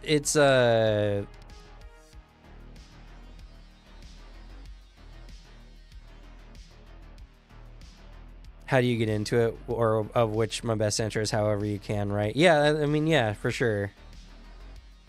It's difficult, and to be in like having consistent gameplays, I have managed to run as much tabletop as I have because I personally curate friends, and one, I just run good games, so I managed to keep a lot of friends who just really like tabletop, and I over time have formed good groups that, you know, have worked very, very well. But that's I'm a very A-type person and very driven for tabletop, so, you know, most people don't have those qualities, and thus it's very difficult. And sometimes you just don't live in a good area. I got lucky. I lived in an area that had like a strong LARPing community. So there's a lot of factors that delve into it, and like there are skills you can learn. There are skills that sometimes come natural. There are also just, I guess, parts that appeal to individual people. Because I used to GM all the time, and then I found out pretty quickly it's like I just don't fucking like it. And I was like, I'm just not gonna do this. I want to. I do want to. I just won't, more than likely. But like, yeah, no, it's you can accumulate a good group, and I think you literally had like a mix of good skill set and then good circumstance. It's just perfect storm, and then we all stuck around really well because of that. Yeah, well, All I these mean, games are good, and then the group's good, so we should stay around. yeah, And we all liked each other. yeah. I mean, it's a thing of like, I fully understand the amount of time I've had gaming and doing TTRPGs is very unique in the space. But it's also one of the things, like, it's one of my only talents. It's my talent is running games. I just have a knack for it. So some of it could be very much attributed to some factors for sure. But my talent is I love tabletop. It's something I truly dedicate a lot of my like life and thinking to. That's what makes someone talented in a thing. Is just, do you like a thing enough to do it a lot? Because that's how you get good at things, is just doing it a lot and thinking about it a lot. You're inherently going to get better at it just because humans as creatures are really great at learning things by practice. So it's something where I'm lucky only in the fact that I love tabletop as much as I do. And so it just happens by grace of that. Other than that, you can't expect most people to have the same level or degree. And I've seen other people who are super obsessed with tabletop, but also just don't do it super well because they have a very specific idea for it. And so they need to play with a very specific group of people to do it. And there's a lot of people who have tons and tons of hours, but they can only play with some subgroups of people. You know, so if someone is only good running with some groups of people, can you consider them to be good or not? That's a interesting question to ask. It's Yeah. Like, thinking about that is like, what is the definition of a good GM? Is a good GM one that runs their specific style and group really, really well, or one that can adapt to different styles, groups, tables? And then also, does that question matter? Because is the real question like, is a good GM one that makes sure the table they sit at has fun? Like, I that's where I land a lot more, but like, I think that's honestly like raising some fun points of like, probably just matters where individual people put their stock in what kind of skill set they want to gather and what kind of games they want to run. Are you trying to harness the ability to hard min-max your table for your group of friends that like you've locked into your games in like your core group? Are you shifting a lot of different players so you want to make sure you're really, really flexible? Like, what type of GM are you trying to get better at? I think it's an important thing to try to analyze about yourself. Yeah, and so it's like, well, I do think that there are some conventional ways we can frame someone being an experienced GM, someone who's run games before, knows kind of how players tend to act, and is used to improving. That's a really big one as well. Like, improv skill is, I think, very, very important in general because it's a narrative-based game. Anything more than that in general can't really be considered because there's just too many factors, you know? So like, to have an emphasis on someone being experienced probably means that you have a very specific expectation that can't necessarily be met easily unless you curate that yourself by, you know, finding the right people, spending time with them, getting to know them. Because like, I consider myself a good GM. I consider myself a very experienced and knowledgeable person when it comes to tabletop in general. I think about it all the time. I have lots of discussions on it, all kinds of stuff like that. Even with our games recently, I feel like only in the last like 6 months or so have they been getting particularly good. Probably more than 6 months. Whenever our vampire game was, I feel like that's when things started shifting in a better direction. And a part of that was just trying to raise players who are not as experienced with tabletop up into people who can engage with the story properly, right? So it's like even a good GM can't work with 100% of groups. It's impossible because there are certain expectations. I ran games for Adventure League for like a year or two, and I played with a lot of different people, and I had one of the most popular tables at our store, almost annoyingly so sometimes. And I played with a lot of different people, and there were some players who bounced off the table, because they had a certain expectation. Like, they wanted me to let them break the game in certain ways. And as a GM for Adventures League, there's not as much wiggle room as just being like a, at-home GM. So there's a lot of conventions in tabletop in general that no matter what we do, there's not going to ever be a massive community of tabletop players who play the same style of tabletop. It's impossible because it's a game of imagination, and things that work at some groups doesn't work in others. Some people have certain sensitivities to certain subjects. Some people have different levels of casualness they prefer in their games when hanging out.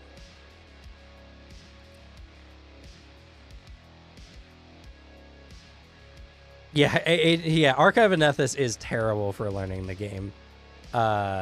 It's a great reference point. Yeah. Like, it Archive of Nethys is a great place to go if you are playing the game. You need to know what the rules are. If you're trying to sit there and learn, like, how to actually play it, it's not going to do that. That's not its purpose.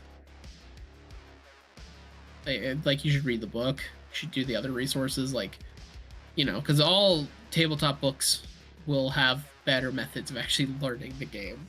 It's not... Dead Phoenix literally puts it really well. Like, exactly what we're saying. It's just... That's not its purpose. If you look up a feat, it's there. It's a quick reference point. But interesting conversations. I'm happy to engage with people who have very specific thoughts in the tabletop sphere. But when I learned the whole vibe check thing, I also learned that the world is composed of a lot of people who are not going to engage with the things you want in a depth that can be fun. There's a lot of people who engage in tabletop, and they love it, but they don't engage with it at a deep enough level to get the most out of tabletop. I know a lot of dungeon crawling people who love dungeon crawling games. They love much of like Pathfinder First Edition because it's very, very good for dungeon crawling kind of stuff. And that's the way they play the game because that's the game design aspects of it. But that is completely depth to the much of the lore and the constant like prodding by Paizo to be like, but run your games your own way. Do things what you think would be sensible and all that kind of stuff. And that's because the book doesn't give this to you.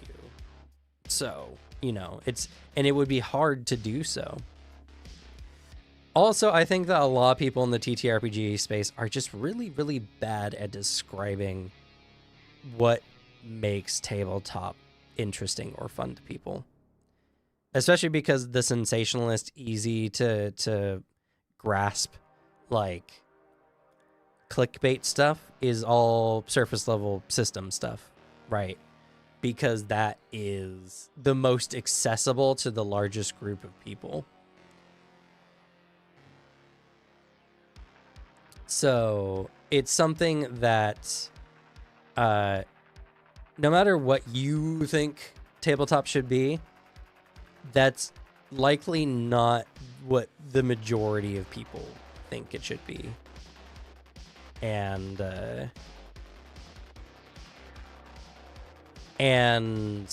there are ways to run tabletop that break many of the conventions of tabletop, and you can still have an insanely good time, and an insanely good time for a large number of people, honestly. Like, That's why the only thing that really matters is what works at your table.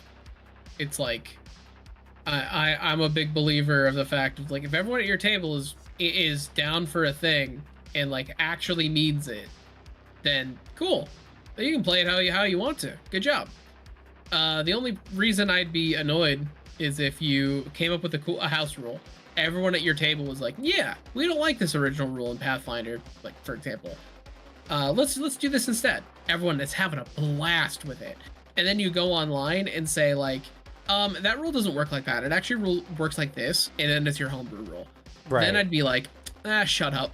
Shut the fuck up. Like, I don't like you.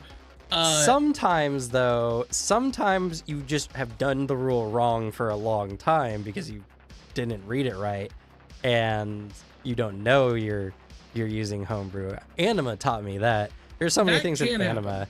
I was like, wait, it works that way? Oh yeah, huh? I've been doing this for years wrong. That can totally happen. I am not a fan of that. That is literally the only thing I am not a fan of, is the idea of my table does something in a hyper specific way that goes against what the game is.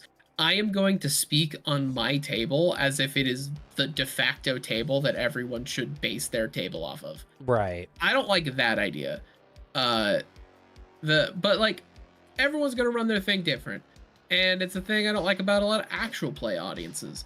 It's like, Pathfinder's pretty fun if you don't have a bitch in your ear telling you how lame it is.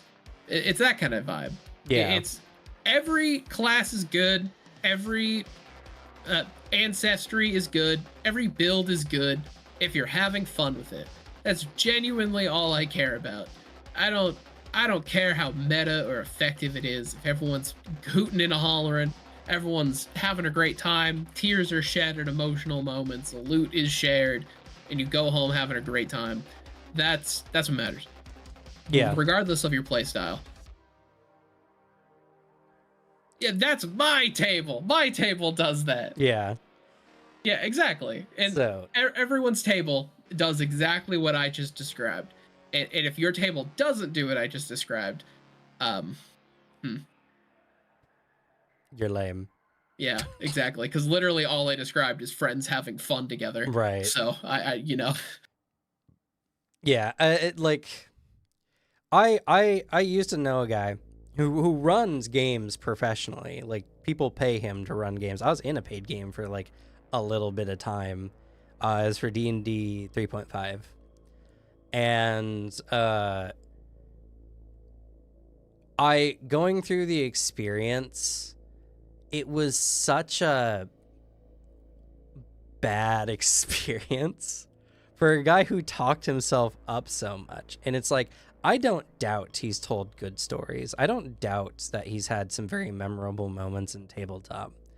But the thing was, he had a very specific idea on how to play games that he thought was very specifically fun, that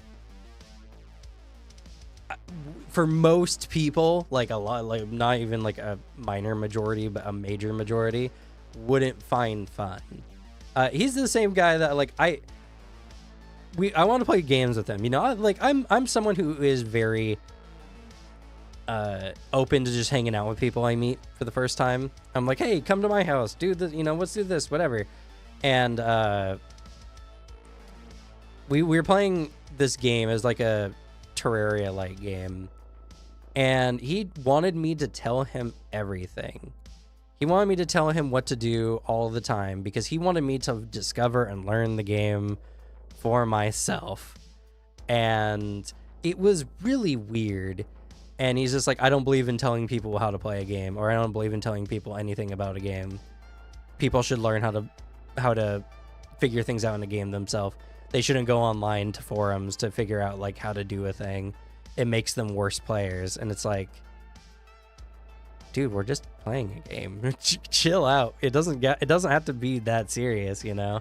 Yeah, like, and I get you if you're playing like a really cool, intense, like story-driven game, but like, dog, it's like Terraria. Like, you know, that's where I draw my line in the sand. Yeah, and it's like, and also like we're hanging out, right? Being buddy, and I ask you, hey, you know this game? How does this thing work? I just want to have a better time, and you're like, nope. Yeah, figure it out yourself. Become a better gamer.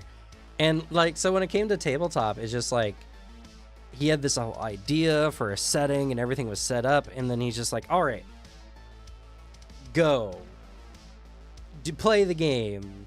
I'm not going to offer you any guidance. I'm just going to let you discover my world, and you're going to figure out, you know, for better or worse, how things work. If you make a mistake and you blow yourself up, then that's, you know, a part of the experience. And it's just like, well, I definitely can see who would enjoy this kind of game. Most people wouldn't, because one, you're making up the rules for the thing, so I have no way of knowing how this world is set up, you know. Like, there was no way for me to prep this. I didn't get to live as my character after all. And two, you've made a very rigid experience that's very cold. It's, yeah, you didn't introduce us in a way that was conducive to the characters we made, all this kind of stuff. Like, there's a lot of basic tabletop stuff that he wasn't doing, and this is a guy who runs games professionally. You know what I mean? I don't like the professional TTRPG sphere, because almost everyone I've met in that sphere is pretty insufferable, mostly because they get paid to play. So that gives them this kind of ego of like, yeah,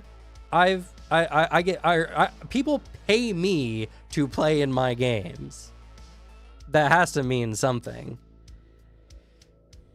I will say, Dead Phoenix, if I did have a guy coming at me really, really hard, literally like your situation, Cam, being like, we're playing a game together, I will keep you in the dark, not explain anything, and specifically use the phrase, because I believe you became a worse gamer, I want you to become a better gamer.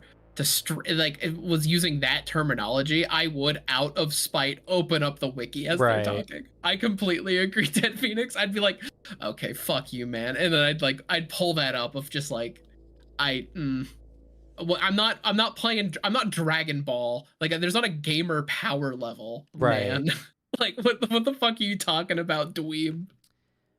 A person that I have unfortunately stopped hanging out with, because he was overall a good guy, had, you know, was very nice, bought me a few games to play with, you know, him, but like, it's just I feel like gaming in general is a hobby and a pastime, and it's something that it should be viewed in a leisure way. And thus, you can't get super sweaty when it comes to like gaming. Like, there's a difference between there's a difference between someone who's like fascinated and very much likes the subject. You know, like, I obsess over tabletop, hence the channel, hence where we are right now. But I'm not sweaty about it. You know what I mean? And when you start getting sweaty about gaming is when you've taken the leisure aspect out of gaming and turned it like not even competitive a lot of the time. A lot of these people who try to get super sweaty in tabletop aren't doing it because they're competing with someone else. They're doing it because they're driven to, like, it's gratifying to them to optimize and to like make something objectively good, you know? Yeah. And like, it's like you've missed the point of gaming altogether. You Exactly. And they're like, no, but I can make an interesting character with this. And it's just like, cool, but you're hyper fixating on the wrong aspect of it. You know? In fact, your optimization is doing nothing to make your character better. My big turn off in anything is literally what I'm getting at, is the idea of like turning it into a Dragon Ball training thing. We have to get stronger. Like, you gotta get better at every little minutia of things. And I think there's a great value in, you have a skill, you have a thing you care about, so you want to get better at it. There is a legitimate, great idea of that. Hell yeah, I do agree. If you're passionate, get good at it. And then there's when it translates to, you know, things like gaming, if it's competitive, I understand. There are games that I would consider myself pretty good at. I'd say I'm pretty good at games I've played a lot of, like games like Payday 2. I've played a lot of Payday 2, so if you drop me into that, I will know what I'm doing. I could get somebody started pretty quickly, show them what is worthwhile. At least years ago, they dropped too much DLC. A lot of games. But then the moment it's talking about like become a better gamer, and then even in tabletop, if it's a lot of like over optimization kind of shit, I tune out really hard. Because eventually it's like, this is getting so sweaty. I don't care. I get really annoyed because eventually it turns into like, you're taking this so seriously. I find it really hard to give a shit. Like, I'm here to have fun with my friends and like enjoy the time with my friends, and I'm not here to like, I don't know, fucking challenge myself, or I'm not here to like, I don't know, pour over numbers and optimize every little minutia. I'm here to hoot and holler with my buddies. Right. Like, there's just different goals for everything. And like, learning is fun. Like, Path of Exile is a really good example of a game I thoroughly like to get into to learn the game and figure out. And like, I love the aspect of discovery in that game, even though I totally agree that playing a build for your first time or first few times is probably best, because Path of Exile is actually a very fucking hard game. I would not be having as much fun with it if I wasn't following a build map like exactly to the letter. But I've never used a build because I've thoroughly enjoyed the process of just learning. You know, I don't mind spending what's it take me? It takes me 12 hours to beat the campaign right now, I think, which is pretty good in Path of Exile. But I don't mind spending 12 hours on a build that's gonna fail, because I enjoy the process of learning in that game. And that's definitely a game where, like, if you really want to see the depths and really do the cool things, it's a game you're definitely going to have to sink hours into and figure it out. Yeah, that's like, you know, at least 100 hours for the tutorial. Let's see, what am I currently sitting at? I think I'm sitting at 400 hours. You're almost at 500. Yeah. You're like rounding up. Because I looked when I was like, oh yeah, I know Cam played this game. How much is he at? I was like, oh my god. Fair. Actually, I agree, Dead Phoenix, so much as a fighting game fan. That is a thing you should be aware of. That's a moment of being competitive knowledge, and actually looking at that kind of stuff is integral. I also would find that really funny, the idea of like, I have to learn the frame data myself. I'm gonna count the frames. Yeah. Also, another thing that I find ridiculous. Imagine not being able to accept the knowledge of people around you and learning and asking people for questions and thinking that makes you a bad gamer. It's just like, oh my god. It's like, hey, how do I do this? And you're like, you'll have to figure it out yourself. It's just like, what? Do you want me to, like, what if I read it in the game manual? Would that make it better? What if I asked the question in an MMO? Is that like cheating? What if, okay, hypothetical. What if I'm like, man, I wonder what what this thing is. And then in all chat in an MMO, someone asks the same question and it gets answered. Right. Am I a worse gamer? Like, I don't know. Like I would say Path of Exile, I do see like the value of playing it blind. Like I can see it, but I also know the value that I'm having currently of learning the game with a build map, because like I've switched my build partway through, and I'm happy I'm doing it because it's jumping to a build that I think is better constructed. What's your build? My build is a witch necromancer, and it was going a lot more hard, focusing on the original build was a lot more on shield strike, like bumping on AoE, like with that holy relic. And this one that I've jumped to is a lot more going off of, I think, chaos damage, and has a lot better ghost, skeleton, and zombie spread. It's doing it better. It's doing what the original build I found, which was a highly rated build. It's just doing what he did, but better. And it just did it differently.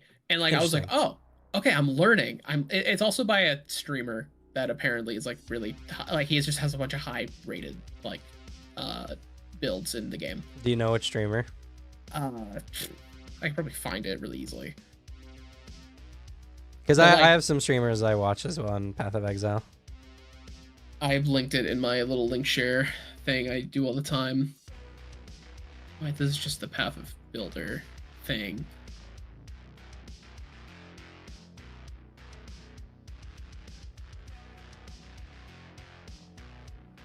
Interesting conversations. I find it fascinating, the world of, like, there's layers to tabletop, and when you go to the depths, things get weird. Because it's when you have people who've learned to master their own realities, there's a lot of difference of opinions that like there's some basics that a lot of people seem to have, but then there's some other things that some people feel are like basic that are definitely not. It is Casual Dan is his name. Not one I watch. Because this one runs you a giant minion build and uses Desecrate. Desecrate, okay. Yeah. Desecrate's a good one. Yeah, and it looks fun. And it does it and reading through it, I'm like, oh wait, this just does more damage and has more minions. That's based. I am waiting though for Path of Exile 2, because I'm gonna be playing this. Don't get me wrong. Man, they had I watched. It was like a 2-hour stream today of all the stuff. They went over the 6 classes and their ascendancies. Oh. Watch. It's really cool. I'm split because there's a really cool witch minion build. Wait, is it the witch? I think. No. Yeah, there's a really cool witch minion build that's going to be really, really interesting. But there's this sorceress like pyro build, and it has a very, funny enough, Warhammer like fantasy magic casting mechanic, where if you cast too much magic, you damage yourself. Oh, I see. It's like this like it's the pyromancer one, where if you use the more pyro magic you use, like your mana pool becomes like a fire pool, and it gets stronger and stronger and stronger. But if you go past a certain point, you just take a bunch of damage. That looks really cool. Yeah, no. Full Path of Exile 2. So excited. 2 weeks. 2 weeks. I am stuck between 3. I'm stuck between monk, mercenary, and the paladin champion. What's that fella's name? Damn, I don't remember. I think it is Ha- champion.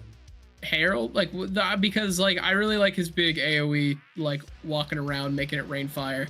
I think it's super fun. Yeah. But then the mercenary looks super sick, just like I especially think with you the would like WASD. mercenary, honestly. I feel like I'm gonna like it a lot. And then monk because just walking around like roundhouse kicking stuff sounds super fun too. But I feel like Also, I'm gonna really like mercenary. it's much more designed for co-oping than Path of Exile 1. So, Oh, okay. yeah. We'll look into that. Yeah, we Because should. I'm excited for this one specifically because of like playing Path of Exile 2 1. I'm like, man, this is super sick, but like I feel sad that I missed out on so many seasons. Right, I'm like, yeah. ooh.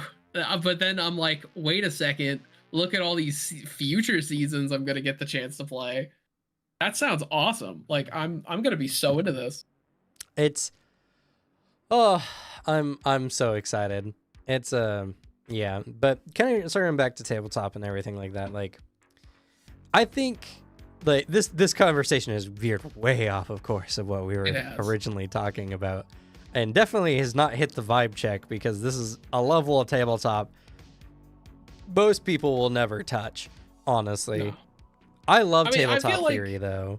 I feel like that's a good level for specifically table talk. I feel like this is a good area for like these streams to have. We can be nuanced here because they're longer. There's like mix between two of us. There's chat. Like this is a space where having nuanced convos are better. Having like in a YouTube video with comment and like it's just a one person talking to camera, you know, that time, I don't know, it's harder. But if there's more people to bounce opinions directly off of, it's a little easier to give like critiques without it coming across like, or an audience taking it and being weird about it. Mm-hmm. I feel like these are the moments like where we can deliver the take on like, yeah, this Rivathune involutionist, a little weird, but also like kind of a fun niche. We can deliver those points and like a bit more drawn out. I mean, like, I thoroughly enjoy talking about this kind of stuff because it's a lot of things of, there's so much nuance, and there's so much nuance I've picked up over the years just playing with so many different people. I've also played in a dozen systems or more at this point. I don't even know. It's been a lot, and I did not like every game equally, but yeah. And it ain't FOMO, by the way, Rising Star. It's more of I have a thing I'm getting in early and I'm going to have stuff to look forward to every release. It's the idea of like, oh hell yeah, time to go back. Like I have reasons to jump into a cool thing. I'm very aware of like what is in this, but also Path of Exile is making me realize like I either was too harsh on ARPGs or there's one singular exception of ARPGs, and it's ARPGs designed for crazy people. And I'm kind of into it. Because, like, I still don't think I'd like a Diablo, for example. I've played Diablo, and I'm like, I don't know. This is a little boring. Path of Exile is, like...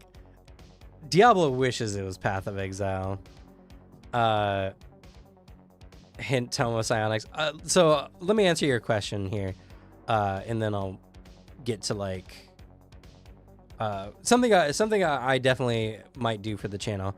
But I'm going to say that if you do link your book, depending on like I don't have the time or real desire. Nothing against you, but I just got a lot of stuff I am doing / rather be doing. Honestly, I've been playing a lot of Age of, or what's it? A game I've been playing so much for lately. Age of Wonders 4. I've been playing a shit ton of Age of Wonders 4. Oh my god, it's so good. I got a DLC for it, and the Eldritch stuff is really, really cool. But oh, there's a new one. There's a lot of new ones. But I probably won't be able to give it an accurate read to satisfy your opinions, and based on what you've said already, I'm sure I'm not going to have similar points. That doesn't invalidate anything you've written or talked about or anything like that. But I don't feel like my opinion is valuable to you. So you can link it if you want, but I am not going to make any promises. But something I might do for this channel is no worries. Like I appreciate everything you've done. You've created some interesting conversations in the chat today, and it seems like you had a lot on your mind you wanted to get off. So you know what? If this is the place for you to do that, that's cool. Honestly, I think we had a very interesting and in-depth conversation based on some of the stuff you said. I'm just being honest, and I'm trying to be respectful of the work you put in. You know what I mean? I want to make sure that I'm not giving a false expectation, and like, because that's the thing, when you become a content creator, people give you like this elevated view because like you're on the internet, I guess, and it's something that like not enough content creators like just say, hey, I can't give you the attention you're looking for, you know, not that you're asking for attention.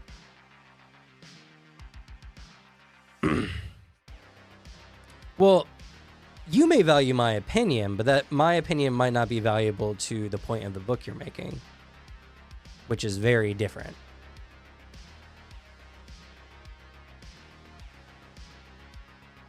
And I doubt I have more views than network TV of any variety.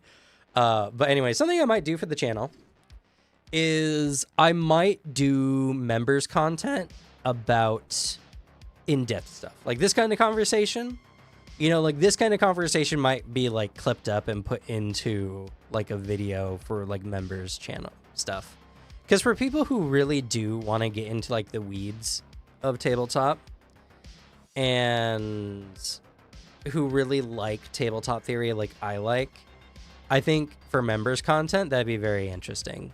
You know, for people who want to go the extra step, help support the channel, and also get the kind of videos that just don't pass the vibe check online for a lot of people. I think that might be something I do. I don't know.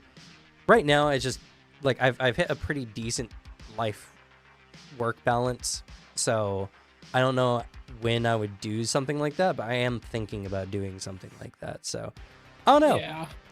I think it would be a good idea. I think there's a lot so of people who would want to see, because like I think about tabletop theory a lot. I talk about it a lot, and I think I have a very good sense of like general tabletop theory, and I think people would like to see that and would pay for it a little bit. So maybe we'll see. I'm not 100% sure. The only reason why I would do it under members content rather than like put it on YouTube is because I don't think it's the kind of conversation that's interesting for a wider audience. Thus, the videos would perform worse. Thus, the channel would suffer for it. And it kind of sucks to put a lot of time and energy and love into a thing that is intentionally hurting the channel.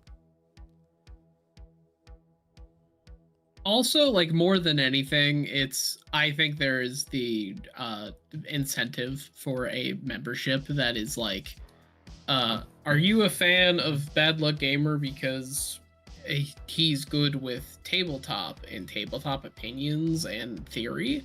Well, show you're a super fan and like support the channel and give more content. That's just like that's the only reason I've ever supported like memberships, is because I have gotten like more video out of it. Like, because it's like, oh, there's member only videos and stuff. I've never done it because like, oh, I just want to throw money to help out. And I want to also do that at some point. But I'm like already kind of like trying to still figure out what my work-life balance for my normal content is, because I don't have a schedule even, because I'm like, man, I work full time and then it's like, all right, work full time and then come home and work more. And I was like, I don't wanna. Like, oh my god. Right. And so I have to just balance it and figure out what the good little like balance of everything is. There is a level, and the answer is just like I'd have to upload less video. Yeah, and that's kind of the problem I'm at right now, where I found a decent schedule for what I've been doing. Also, I feel better moving. Like, I've been struggling for the last like a while now, like 6 months or more, on making the right kind of content. And just now, or just recently, I think I've learned the skill I needed, the vibe check skill, you know. So now I think I'll be able to produce content more frequently and easier. But to do that, and also to do like in-depth conversations where I could talk for like an hour about, I don't know, playing a goofy character. Like, I could talk easily an hour about the concept of playing a goofy character. Like, that's just a lot of extra work, especially because like I'm going to the gym, and I also have like game companies earlier, like Odinsky here, Zakar was talking about, you know, he sent me a game that I'm looking over, and learning TTRPGs is a lot of time and effort as well. So I don't know, but if you guys would like that, I'd definitely like to know if you would want to see, you know, content like that in the members stuff. You know, if a bunch of people want it, then that is definitely some motivation to do it. But I think at the very least, tabletop is always the place. Like, if you, or tabletop is always the place for, if you want to have interesting in-depth conversations. They happen here sometimes, or sometimes we just bash on D&D for like 30 minutes. You know, what a garbage game. Worst game to ever be penned by man. There we go. That's my quota. Did you know that when the game first released, the highest value of item you could craft was 50 gold pieces? What a dog shit crafting system.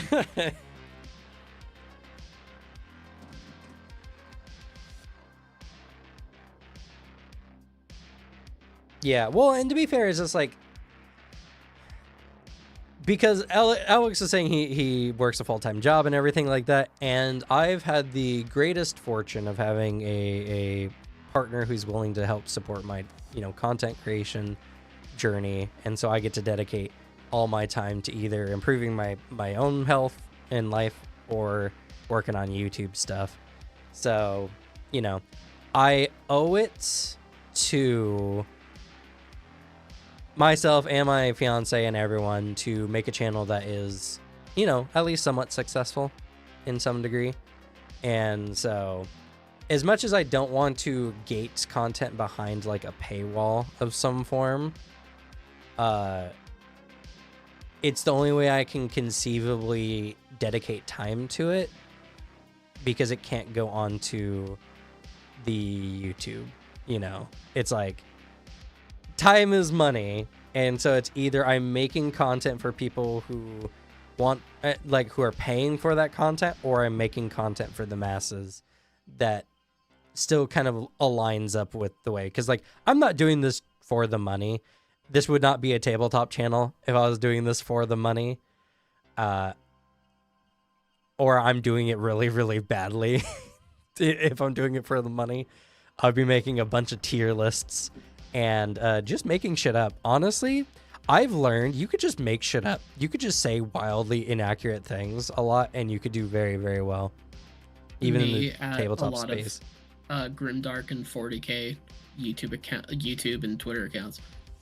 You can just come out in here and lie, and like, people will just believe you and agree with you. Either believe you and agree with you, or comment on how stupid you are. Both of which adding to the algorithm and giving your content more weight. There are multiple still prevailing rumors about how GW has operated certain moves and like practices with like for inclusion of stuff in 40k that is prompted because one guy just made something up. he just lied, and he has a history of doing that. And like, he's been caught every single time and proven wrong. And then every single time he's like, you don't have to believe me. And I have no evidence, but I'm not making this up. And then we'll lie. And people will still be like, wow, I can't believe Games Workshop did this. And it's like, I hate it. Yeah. It makes me unreasonably mad. Like, as someone who just like, you make a claim, all I want to see is fucking evidence. Just show me a singular proof. Just a one, a morsel, a crumb. And then he's like, no. That's the thing, right? That's the thing I had to learn for the vibe check, is because that passes the vibe check. Saying shit like that, saying the thing that a lot of people feel like intrinsically. The reason why I didn't blow up during the OGL business like Ronald did was because I wasn't sitting here shitting on D&D as much as he was during that time. Yeah. Literally. That is the only reason why I didn't grow as much as Ronald during that time. Because I failed the vibe check by not shitting on D&D when everyone was doing it. We were on here shitting on D&D. Well, yeah, but we also, like, we give caveats of, like, okay, but we do want the game to be good. And that's the thing. That doesn't pass the vibe check. There's so many people, even though that sounds super reasonable, people don't want D&D to do well. There's so many people who just want the game to crash and burn. And I think it's a skill that a lot of people learn much earlier in life than I have. But I think for sure, now that I know about the vibe check, I think my content is just going to start doing better. And if I can learn to blend a nuance into the vibe, I think we'll be good. So we'll see. But for non-vibe content, I might do a member stuff. So, you know, I'll give it an announcement. I'm not just going to tell you guys to go member now and then hope content comes out. But if I do start doing that, I'll say it all the time. I'll probably say it on TableTalk, and I'll do like a YouTube comment or a community message and stuff like that. And then I'll just have in-depth, like, thorough conversations on various aspects of tabletop that only crazy people like the people in this chat right now would like to listen to for over an hour plus. So hopefully we get there, and hopefully you guys get to enjoy. But we've come to time. I've thoroughly enjoyed talking to you guys. So hopefully you come by again sometime. Hopefully you have the time. And also to Rising Star, just want to make mention. Yeah, I mean, like, I understand in the end I have to make a living somehow. And so as much as, like, the world would be a better place if we didn't have to work for money, I will do this thing as a paid membership thing, because I do think the content is valuable. And I do think there is value to it, but I would prefer advertisers and rich people pay me to do it on YouTube rather than, you know, to have my audience pay me. But, you know, that's not how the world works. People want easy, digestible content, and more in-depth, very niche content needs to be done through mediums like Patreon or memberships so that, you know, I can make a living doing and talking about the things I want to. So I appreciate the thought, and I appreciate the weight you guys put on my opinions. I guarantee it's not that serious, and you and your games are fine with or without my opinions, but I appreciate it nonetheless. But Alex, anything you want to leave us off with today before we head out? Yeah. If you guys like lore content, go check out my channel. It's Glue Boy. It's linked in Cam's YouTube if you want a direct link to it, or just look that up. Just look up Glue Boy. You'll probably see a lot of stuff directly covering Trench Crusade. I also cover things like Warhammer 40k, coming tomorrow, if everything works out perfectly, which I am planning on it. Pathfinder 2nd Edition, and some more fun stuff like that. I cover lore videos if you want to get into those games. I think they're real fun. I'm just kind of goofing on a lot of the stuff I enjoy. So yeah, go check it all out. It'll be a fun old time. I'm gonna be pumping out some more kind of just goofier things in between. I got 2 video concepts. One of them's coming out soon. I don't imagine they're gonna pop off on the same level as Trench Crusade, but by God, I think they're fun, and so that's more what I care about. So yeah, go check them out. I just want to say I'm jealous. Your Trench Crusade, like your Trench Crusade videos have elevated your channel. Holy moly. It's been helping. Yeah, because like I'm looking and it's just like these huge numbers. Like your vampire video just crossed to 20K. Oh shit. That's nuts. Like you have so many videos now that are just like man. Man, oh, whatever. I hopefully now that I've learned how to vibe check, my content will start doing better. That's the dream. That's the thought. So we'll see. But I just want to say, man, your content is booming. Holy crap. You're almost at 7K already too. Go check him out. Really, for real. Alex's content's been, as always, really fun. If you want to have a nuanced but you know, great vibe check on a variety of different niche, mostly tabletop related games in some form or fashion. I don't think I've ever covered a game or a thing that is not at least tabletop in some form. And the only one that could be an exception is because it is going to be a tabletop game soon. Yeah. And that's with Stormlight Archive. It's like, that was my caveat. It's like, it has to be a game, because I'm like, I feel really weird at the idea of spoiling a book series. Right. I'm like, I don't like that as a concept. But like, it's a tabletop game, and people need a method to like send to players to get them into the world and into the thing. That I enjoy, but it's like, you should just read the books if you want to get into the series. Please just do that first. Yeah, and as for me, I mean, the channel's been doing really well. I have game developers now joining us for our chat. Like, our streams have been getting like pretty good too. Our streams have, I'm pretty sure, doubled in size since the beginning of the year. Like, we're hitting over 20 viewers, which is a lot more than the majority in the streaming business, even though the actual streamers are in the thousands. But that's just the weird part about streaming in general.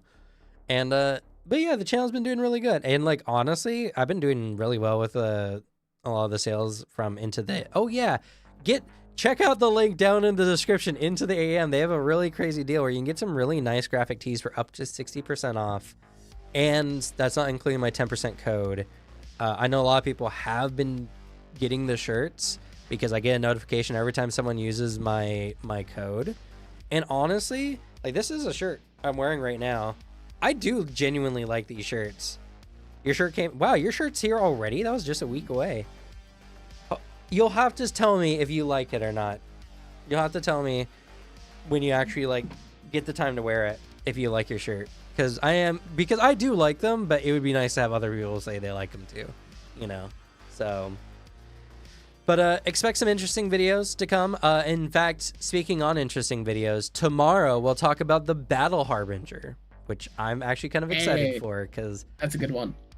Of the archetypes, I think it's one of the best ones if you truly want to just change your play style, which I think is super cool. So the Battle Harbinger is tomorrow, and then we'll see. There's still some other stuff I want to cover in this book, but then I'll probably just go back to doing some more variety content. But with that, we'll go ahead and say goodnight.